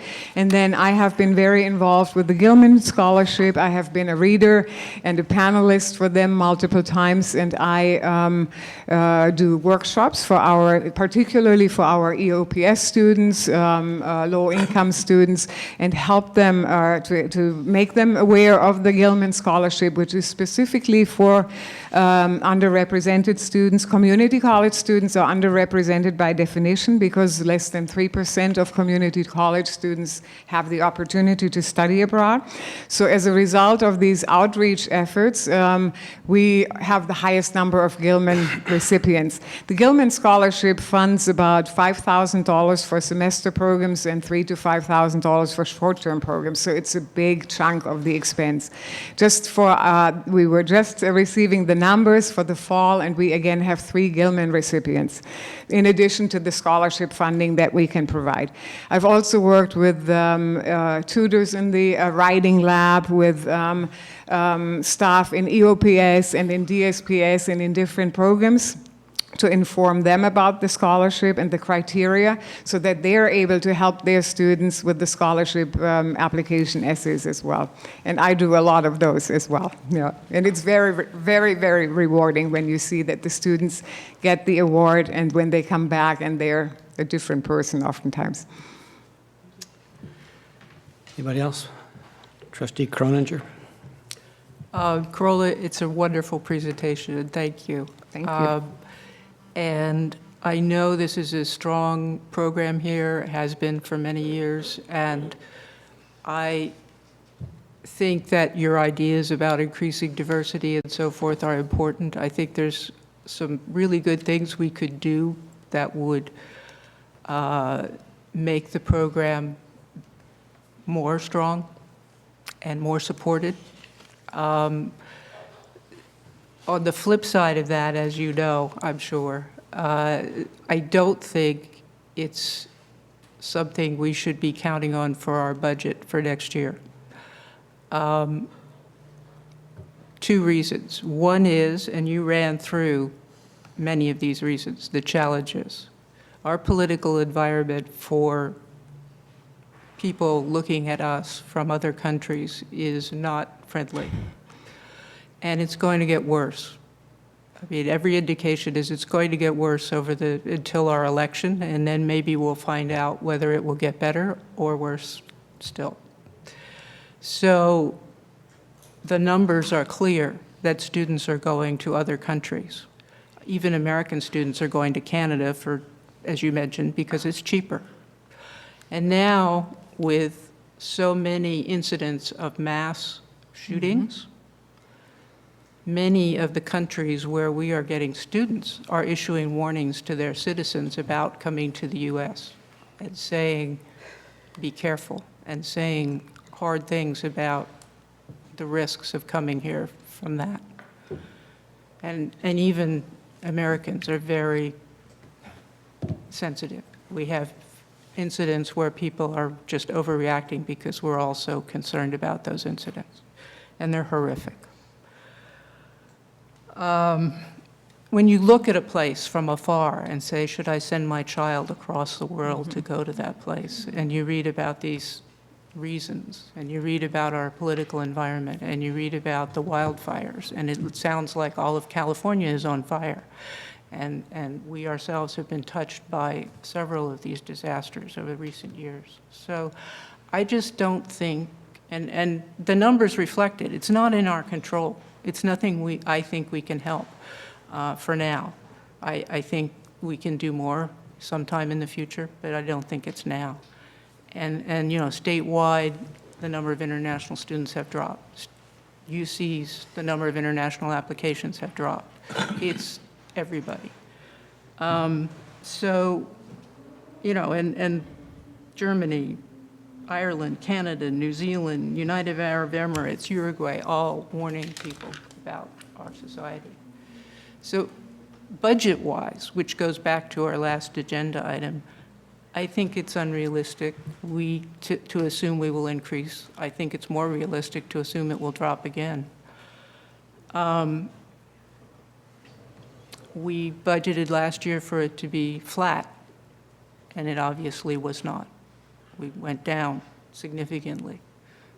On top of that, at the last retreat I mentioned, then when we were looking at the revenues, that my recollection of what the cost of the student versus the revenue was that we weren't making money. And I think Dr.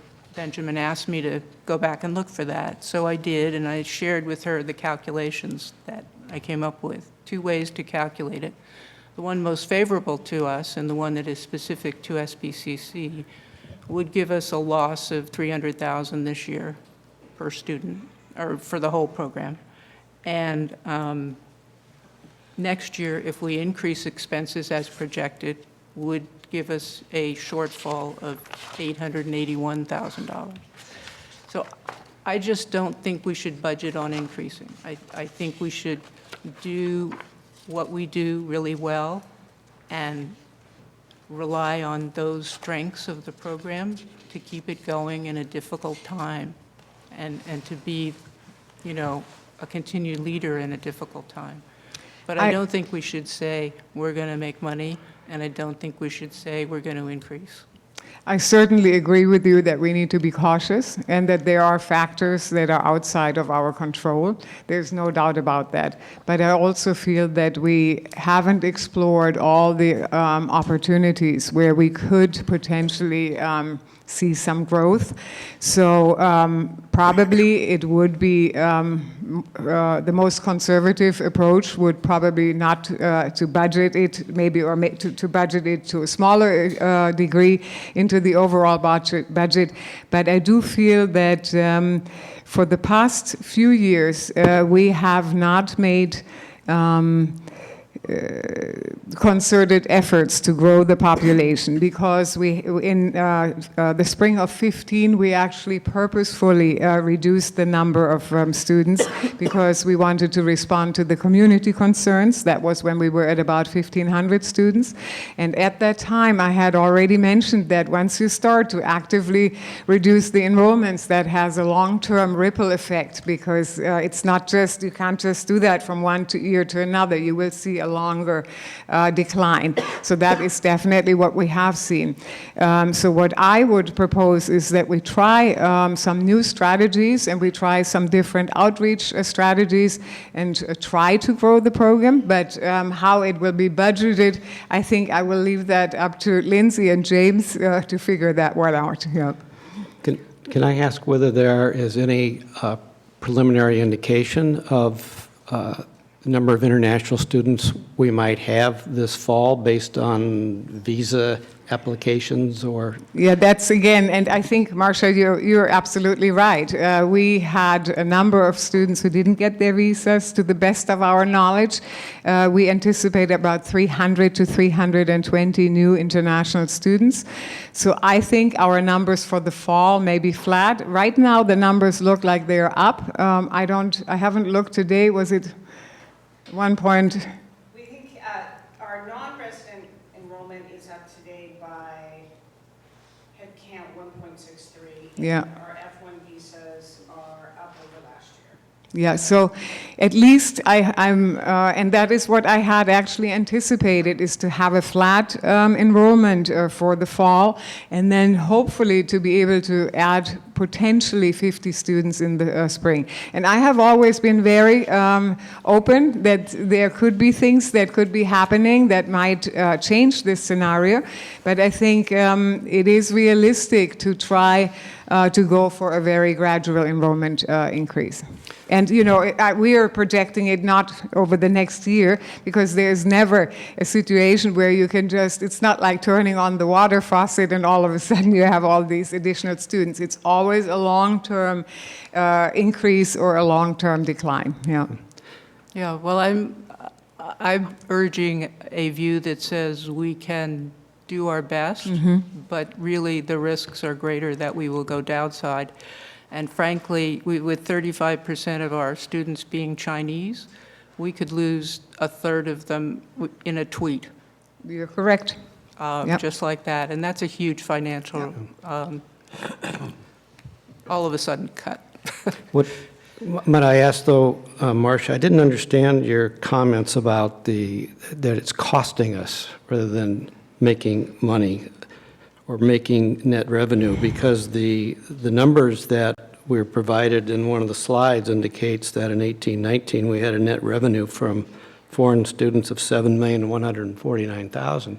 Well, Now that doesn't include, you know, other overhead, but if you assume that, you know, we had 938 international students, and for every international student that's added, we don't have additional overhead necessarily. I mean, it depends on the scale, but I don't understand where you came up with this 300,000. I'm happy to share the couple of pages of calculations, but fundamentally. Is it based on some sort of average overhead for all students? They are based on the numbers. There's two methods. One is that the state gives us every year a cost of per FTS per student. And for international students, that's about a 1-to-1, is what our budget people tell me. A student is an FTES because they're full-time students, okay? So we get a cost of student, and we get that every year in connection. An average cost that average cost of students, and that is sent to us for purposes of But that's the same for all students, right? Yeah. Yeah, okay. Cost of education. Yeah. And it is sent to us for the purpose of setting the fees for the non-resident students. Okay. If you take that number, it represents certain costs, but not all costs, of what we spend for all students. It does not include the ones that you see subtracted there. That's not, their number to us does not include the cost of our special program.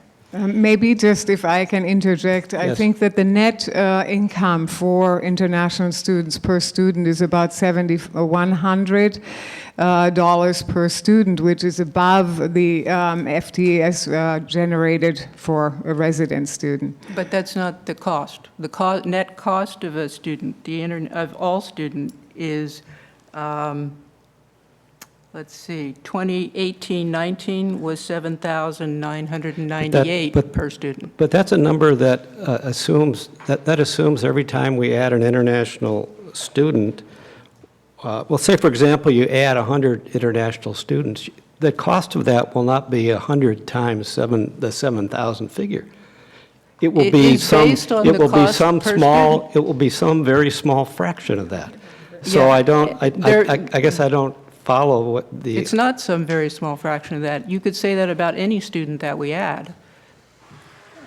Therefore, you're basically saying this is the cost of the students at the except with number we inter- have and at the amount we spend. Except that with non-resident students, they're paying, international students paid $8,387,986. Well, it might So you help. have to look at the revenue you're receiving. I'm looking at the revenue. It's Okay. less than the cost of the student, Well, I'd is have- what I'm saying. Okay. Yeah. Yeah.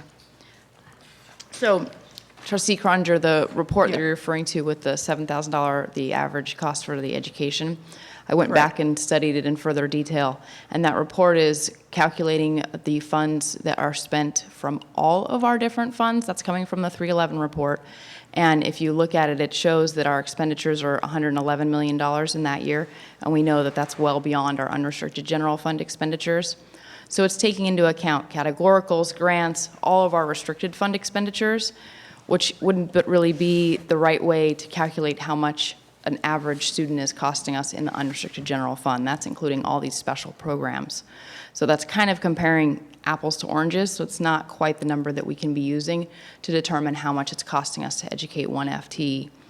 The other thing to keep in mind is that, let's say before the student-centered funding formula, because that has made things very complicated, but before the student-centered funding formula, we know that for one FTE, we were getting over $5,000 a student. So that right there triggers us to know that the $7,000 number doesn't make any sense. We wouldn't be able to stay solvent if it was costing us $7,000 to educate one student when we know we're only getting in a little over $5,000 a student. So that's how you know it's not quite the right number. That number is specifically used to calculate the non-resident tuition fee. So it's prescribed just for that purpose. It's not used to calculate what the cost is for education for the district. Okay, so way that you're defining the cost of education per student eliminates many of the costs that we pay. It is reasonable to include the restricted costs. That's part of our cost of education of all of our students. And that's the way the state calculates it. I don't think the FTES number in the old system represented a portion of what we were paid. It did not represent the facility money that we get. It did not represent the deferred maintenance money we get. It did not represent the money for Wade Can Shot. I mean, there's all kinds of ways to look at it. I had to go with what was available to me and what the state calculated as the core cost of education per student. I think that's reasonable. I recognize that other ways of looking at it. One other way of looking at it was the statewide average. That gave us a deficit of $1,800 per student, which is much higher, and that doesn't help. So I'm not saying we should all argue it out. What I am saying is that we're not literally making a lot of money here, as the subtraction would suggest, of just the cost of the program. And it's not realistic to think we're going to grow this program in the current environment that we have in this country right now, which is not within our control. And I don't think any of us would have it that way if we had our choice. I definitely share your concern about the situation created by the White House. But Trustee Haslam has a comment. Well, I think this kind of calculation falls into the same category as trying to write a policy statement by committee. I think I value your input. It's been given. Go figure it out. I value this, if ever in our history, the exposure to an international student or international values was important. This is the time. And I am so grateful to the International Office for their efforts in promoting study abroad, especially where our students have an opportunity not only to observe what goes on over there, but in the process, they learn an enormous amount about themselves. I remember a conversation with a student who, we were in China, and she and her roommate were just having this off-the-cuff discussion. And she said, you know, I have never studied this much in all my life. Well, why haven't you? Well, because here everybody studies, and they're interesting, and they know stuff I don't know. And I mean, the influence was just enormous and palpable. I think sometimes we underestimate the value of this stuff. I did a number of these programs, and 20 years ago, I took a group to China and Vietnam. They're going to have a reunion this year. They have stayed in touch with each other over all of these years. And I think there's something very valuable about that part of the process that we also rarely mention. So thank you. Thank you. Yeah, I shared this information with Helen early this week, and I can share it with others. And as Peter said, let's have that conversation, because I don't think we've had it yet, and I feel it's an example of what I'm saying about the other programs. Dual enrollment. You do this calculation, I think we will come out ahead with dual enrollment. But I don't know, and I'm looking to you to do it. Mm-hmm. It's not available to me. So we do have to have a further conversation about this, because I have a very, very different analysis than what you're presenting in terms And we of the can. cost. We can and should. But Trustee Beshi, you happen to be, yes, an international student. Yeah. And I saw your hand raised, so I'd like to hear from you. I just want to thank Carola, because I remember coming here. It was a very, very interesting process, and the way the office supported me in coming here was very good. And I think the international program is exceptional at SBCC, and we have like very dedicated staff who are ready at any time to support students and show them what they're supposed to do and how to take classes and what classes to go to, and support you in transferring or just taking a class to get an associate degree. I think in this era we are right now, where we're having budget crises and looking for ways to cut and, reduce expenses, I think the international program is a great place we could turn our eyes to in raising an income for the school. Cutting expenses is great, but it's a fast solution to what we're experiencing right now, and it's not like a prolonged solution to ending this budget crisis. I believe, I don't know the values you're talking about, but I believe the international office is raising so much money for the school, and just supporting them in bringing more international students. And also, I would love to address some words I've heard so far, sitting down here as a student trustee, and when they say the community doesn't like international students, I think that creates an echoing effect to what goes back to international students here, and they go back and tell their friends that, oh, the school doesn't like international students. So we look at the political climate in the country, we should also look at what we say sitting down here as Board of Trustees members. So I think we have to support the international office and also create a welcoming environment, and not just say, oh, the community doesn't like international students. I've stayed here for over 2 years, and I walk to and from school. And there has been no time that anyone has accosted me and say, oh, we don't like international students. I have made so many local friends, and I've been invited to so many dinners, and no one has ever told me they don't like international students. The only place I've heard it is sitting right here as as a student trustee. So please, I would love to beg, we should change that notion of the community doesn't like international students, because they surely do. And we should also educate the community that international students aren't taking the places of local students. Local students have priority registration, and they register first before any international student is given the opportunity to register. So I think educating the community on these issues and telling them this is how the international program works and how we can better support them will go a great way to welcome students here. Thank you. Thank you for your comments. Trustee Nielsen. Yeah, tonight's my night to talk, I guess, but I'm probably one of the voices that provoked your actions to make the presentation, because I asked for more information quite some time ago. And, and several times I asked. What you presented is very helpful, better late than never, but extremely helpful, and I want to say thank you, job well done. Not going to tell you how to do things. We got to cut some stuff. What we cut, I'm not going to tell you how or dictate, because you guys are the experts.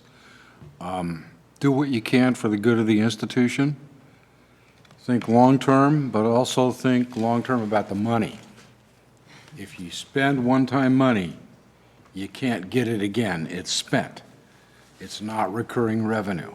So think about the use of the deficit funding when you're making these cuts. Please. And I hope you can grow it. Again, and I particularly personally like the idea about the 16-year-olds with the homestays, because we don't impact, other issues that the community is sensitive to. And part of this program maybe needs to be made sure that it's available. This presentation, make sure that maybe the presentation is available to everybody in the immediate vicinity of this campus. I think they might learn a little bit. Thank you very much. Because informing them is better than not informing them and praying that they don't dislike us. No, I think communication is the answer. It's education. And I really appreciate the opportunity to be able to provide this update to you. So we promise we will be here more often. Yeah. All right, good job. It'll be annually, what month, every August, this report. Excellent. Fantastic. A summer job. Trustee Abood? I don't want to take up more time, but I just want to lend my full support to what Trustee Haslam and Abeshi said. I don't know anyone who hates international students. I've only heard negative things from this board meeting and from a couple people in the Mesa community who've done really racist things against them. And so, in 2015, the stickers saying, keep SBCC local, keep international students out, that's the only instance I've seen. Everyone else in our district has never said a bad word to them about me, and so I fully support the program. Thank you. Thank you. One postscript. The question was asked earlier, what do we do about students who are short of funds? From the very beginning of this program, we made a commitment as an institution that a person's resources should not be the exclusive criteria by which a student was admitted to a program. If they didn't have the money, we would go find it, or try our very best to go find it. We didn't want a program that was just for the very wealthy. And that started the day we began this program and continues to this day. Well, if I just may add a short postscript to that, I think that is a principle that needs to apply to our recruitment. We are looking for students who meet our values in helping the disadvantaged students in other countries, giving them educational opportunities, not just bringing students who can afford to be here because they're wealthy. And Mr. President, If I may add very quickly, we actually established a scholarship for international students.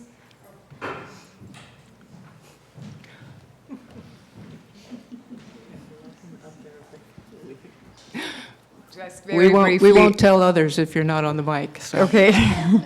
just wanted to let you know that a few years ago we established a scholarship for international students from developing countries or for international students who have significant financial need. That is 10 $1,000 scholarships. We are funding those through an administrative fee that we are adding on to the student insurance, which is a cost of $10 per student per year.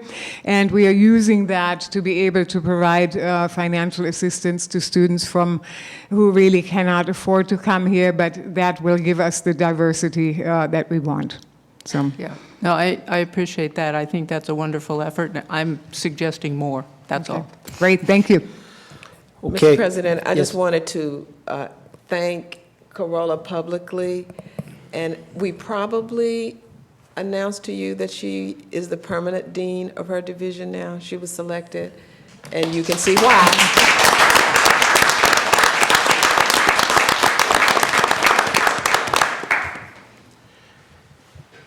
It's exceptional program, no question about it.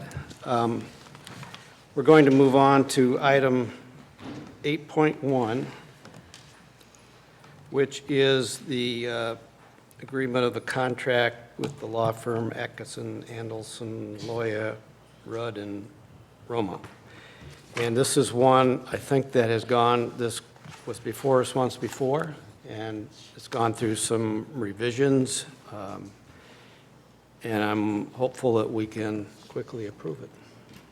So Any what was comments? the information brought back from them charging other clients while they're charging us? I think that's why it was coming back to us. They're still doing it at a lower rate for us. Oh, But 'cause $200 it's an still- hour, $200 an hour for us, and or $195 an hour for us, and full price for another client if you're on the phone while you're traveling or whatever. So they revised the contract to that from the previous one? Well, last time there was full price for us. Now it's $195. $195, but it's still double. Double billing in that sense. I'd like to move approval of this contract under item 8.1. Is there a second? Second. Any further discussion? Trustee Nelson? Yeah, I have a question. I really looked at this and the reason for it. I'm a little nonplussed here. I thought we already had a law firm that we work with that's been doing these things. And now we want to contract with another law firm to take the place of work that's we're already having performed by somebody else. Is that what's going on? Please help me understand. Okay, if I may. Yes. This law firm has apparently been working for us for, I don't know, a few years, and is working for us, currently was working for us when we came. So when May came and we were renewing, you bring in I'm your... aware that they worked for us in the past. I didn't know they were currently working for us. Yes, and so we just brought the contract forth because we have continued to use them. Thornberry is the district's major primary law firm. This law firm has been doing smaller things. Now I'm We really use Thornberry confused. for just about every single thing. Yeah, Griffin and Thornberry. Griffin and Thornberry. Okay. Yeah, So this, what do they do for us? Right now, Marcia, you want to?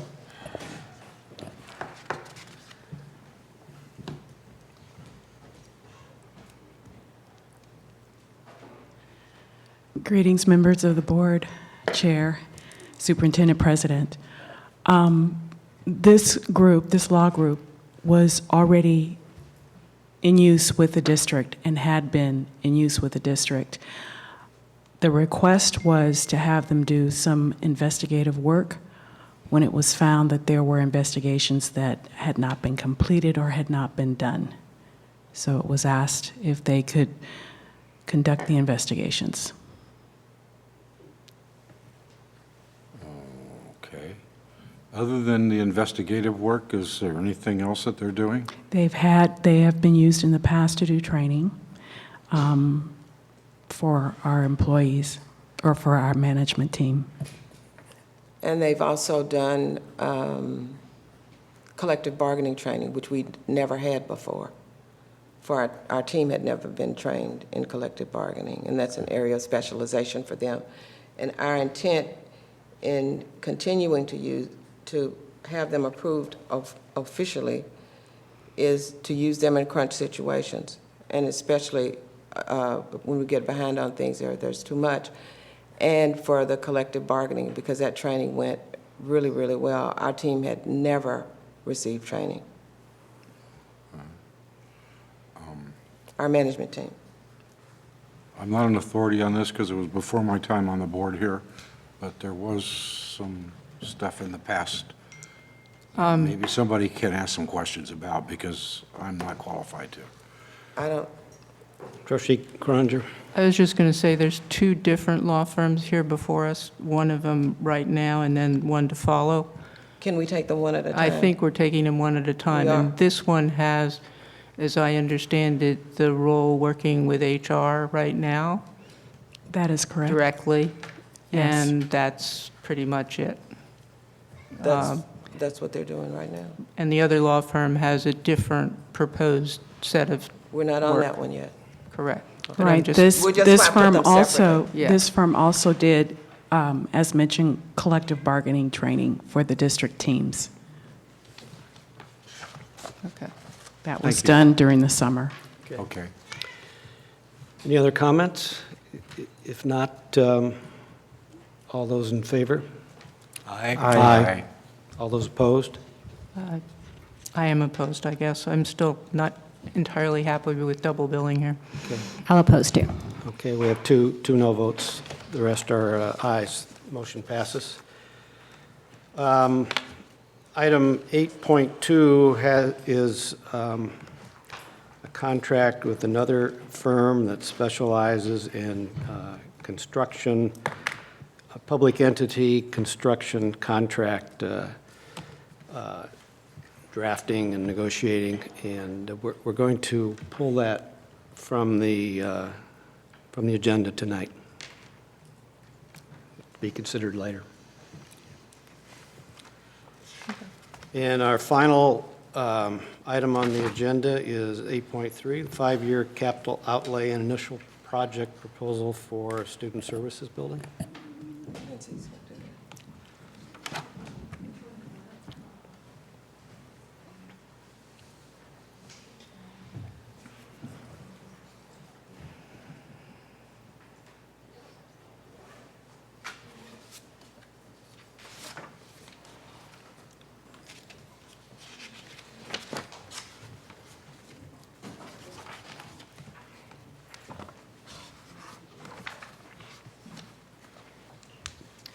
Good evening, Board of Trustees, Good evening. President Miller, and Superintendent President Benjamin. I'm very tired. This has been a long day. Okay, and this has been a long process. So here we are to talk about the 5-year capital outlay plan. We've been talking about it quite a bit throughout the year, and we are at a point of needing the board's approval for this 5-year capital outlay plan.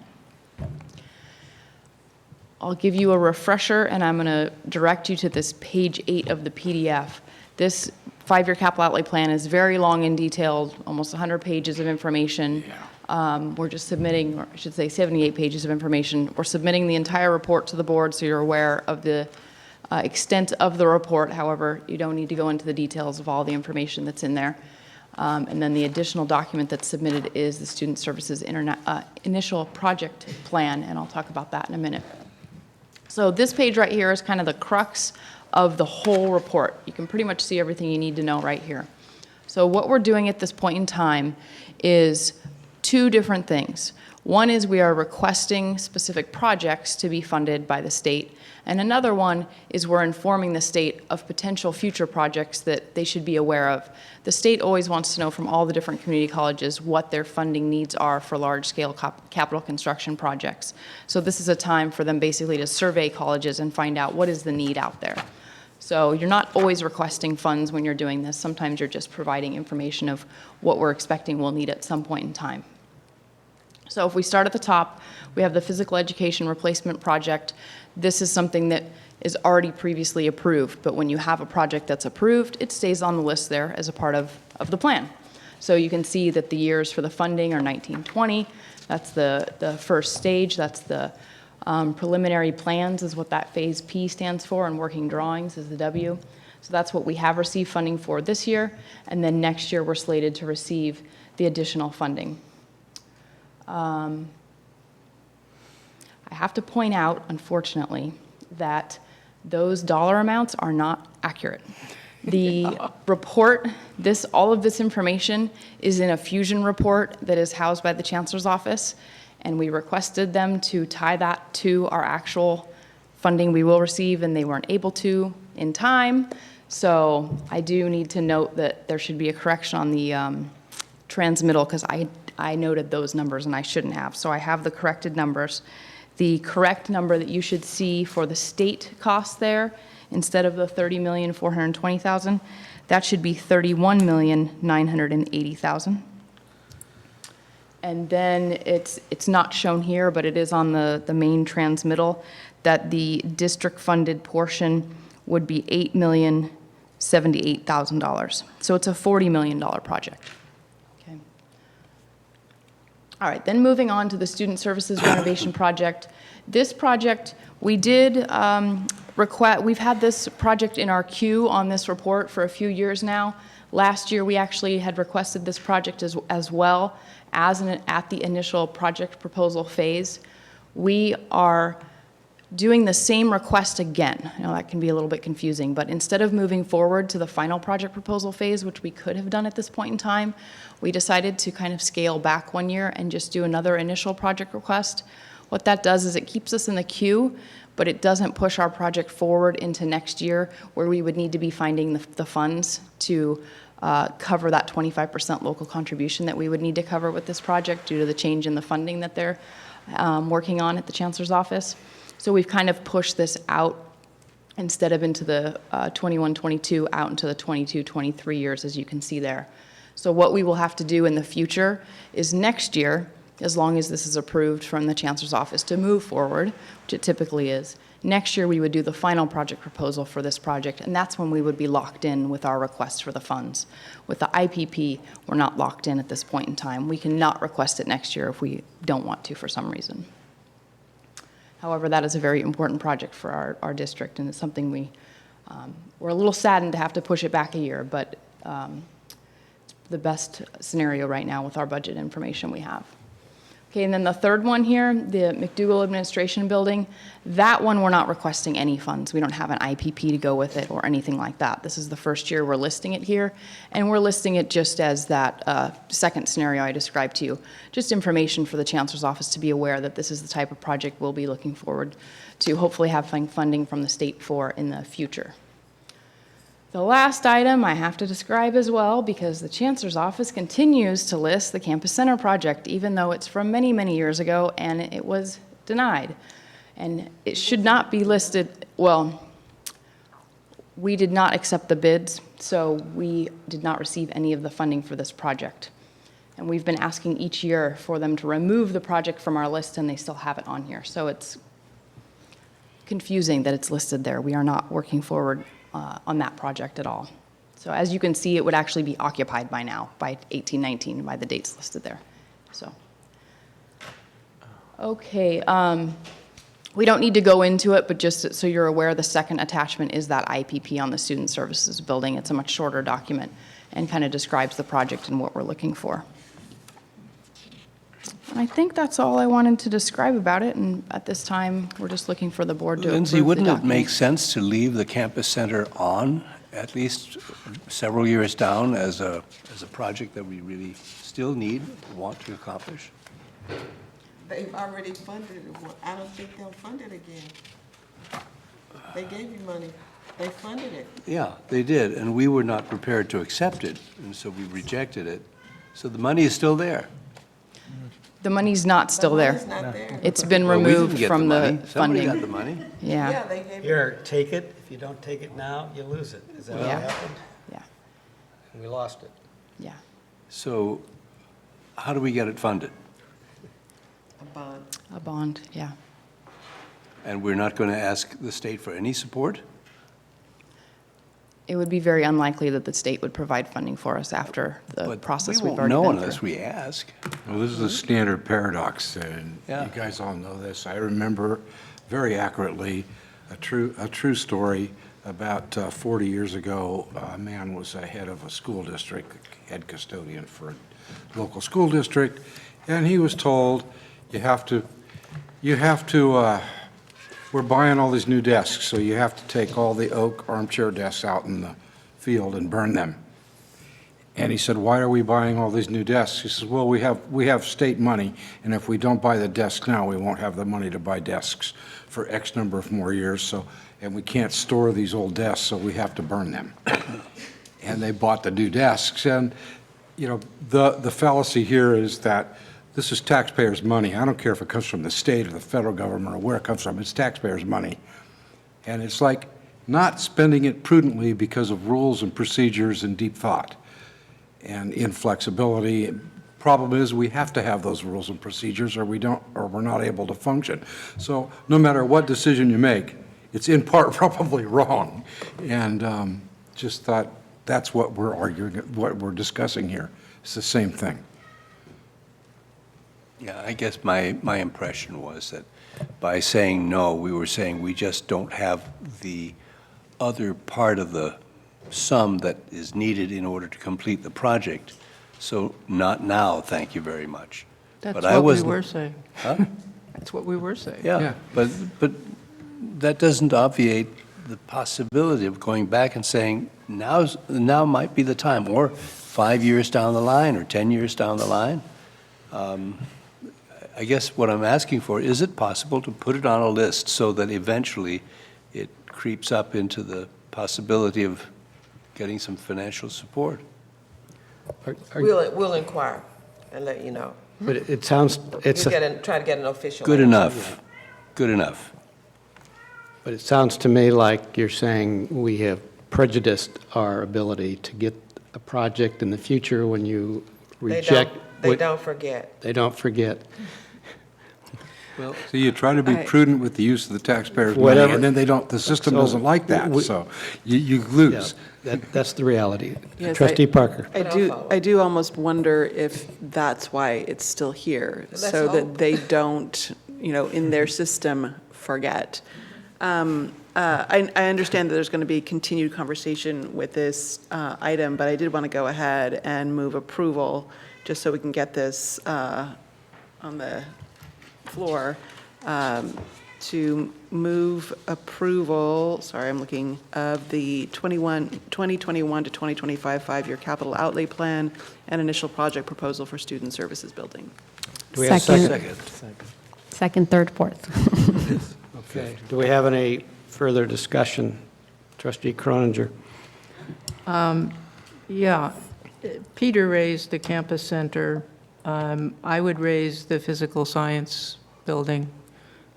As I read our facilities master plan, it hasn't been majorly renovated for almost 50 years. It has 7 labs. To me, that comes ahead of McDougal. I don't understand why we wouldn't be putting that one on ahead of McDougal. I think it's also happens to have, I think, some of the same architecture that we have not yet assessed seismically. So I'm not in favor of McDougal over, frankly, either campus center or physical science, and this is one of the reasons I've been saying we need to have the discussion about priorities before we make these decisions, and we still are lacking that. In the numbers that you added, there is a $2 million, $351,000 phase for preliminary and working. Is there a number for district portion of that? Yes. What there is it?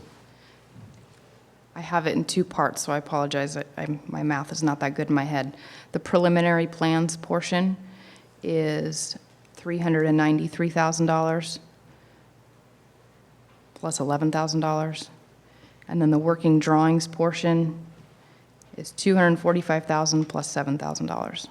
So 4 little pieces. Is there a total? I don't have one handy. I didn't bring my phone up. I could add them up for you. So that's 393, 11, 245, 7.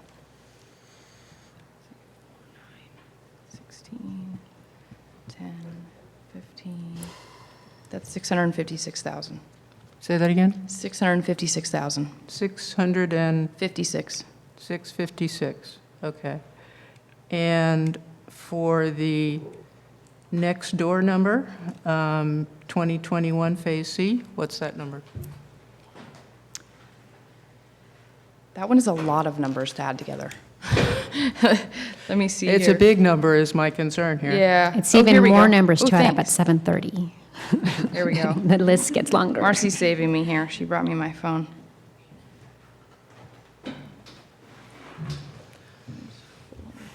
Okay. That one, so the district-funded portion of what they call the C is $7,422,000.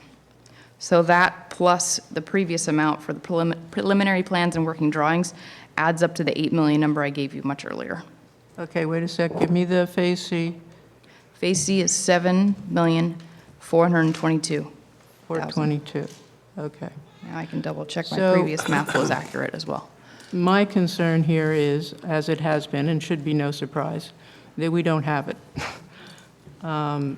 We're looking at next year's budget, $656,000, that we are trying to cut down to, some of us think balanced, and some of us think semi-balanced. And then we get a new superintendent president, we hope, January of 2020, who walks in the door with an obligation for additional money to start construction at that point, right? We're building in 2021 and 2022, and we're done by the end of 2022 and occupying in 22, basically. 23. 22, 23. We probably would be best-case scenario building in the end of 2021. Okay, but we're building. So we need the big bucks at that point. We have a newly arrived $8 million obligation, $8,100,000, 8.1. We have approximately $6 million in uncovered costs. That's $14.1 million. We have left from what was originally $12.25 million on campus center set aside. We have left, as I understand it, 7.8. It doesn't add up. Where'd you We get the don't- $6 million from of uncovered costs? Pardon? Where did you get the $6 million from of uncovered costs? Swing space, landscaping, equipment. There was a laundry list of things not covered. They are uncovered stuff. And our estimates have consistently been in the $5 million range for swing space, leaving, I'm just out there, the parking was another uncovered one for at least $1 million for all of those other things. Putting stuff into the building so it's usable and doing the parking, doing the landscaping, doing all those things that the state doesn't pay us for. So I'm saying 14.1 million. We have 7.8, and I don't see where we get it.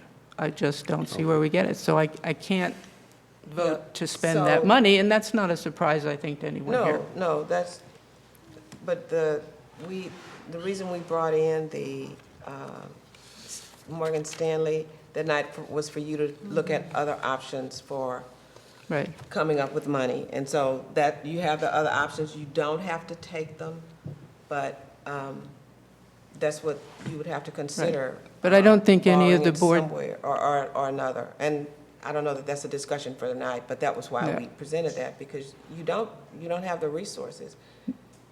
But I didn't get the sense that anyone on the board was the least bit interested in those other options. So that takes us back to not having the money. I don't- So I'm not disagreeing with you. That is why you presented it to us. Right. I So think just to put we the didn't say, oh, options- great. Yeah, and we didn't ask you that night if you were interested in any of those things, but that's another. I think we're very interested in those other things. We just haven't talked about it. So We're interested in the other options, the borrowing money options? we're interested in other options, yes. Why wouldn't we be? I thought everybody said, I'm not interested in those options. Well, I didn't say, I didn't say that. Well, let's ask. I didn't We're say here, that. we're discussing Well, you're in the it. middle of a motion right now? Yeah. I would just- No, I mean, Yeah. we're discussing whether we can afford the money, and, Yeah. and you're telling me this is a way we could afford it, and my Does any- impression was no one was Does interested. anybody else have comments on this motion? I have two. One is I heard at a previous meeting that we were going to adjust the scope slightly so that it wasn't going to cost quite as much. So it might not be the extra 6 million. It'll be the 8 million we're on the hook for, plus maybe a smaller amount or none. So I'm less worried. So if we have the 7.8, 8 million, that's 200,000 extra. We'll make it work for such a big benefit. Another thing is, I mean, I think a 2020 bond is our only way to go at this point. Absolutely. And so to fund this obligation, and that conversation is developing, and I think maybe we should accelerate it. But I think it's possible to pass a bond to fund these needs. And I know we're not agendized to talk about that, so I don't want to get off topic, but you know, these are costs we have, and a bond is probably the only way to do it. If So we're talking options, that's definitely another option. Is there any other comments on the motion? I guess I could come up with a whole line of questions, but the hour is late and we've asked the questions in the past. Jonathan, I don't believe that there's a way to significantly cut those costs and do it on the cheap to save the money. I think they've already been looking at this and it never seems to work.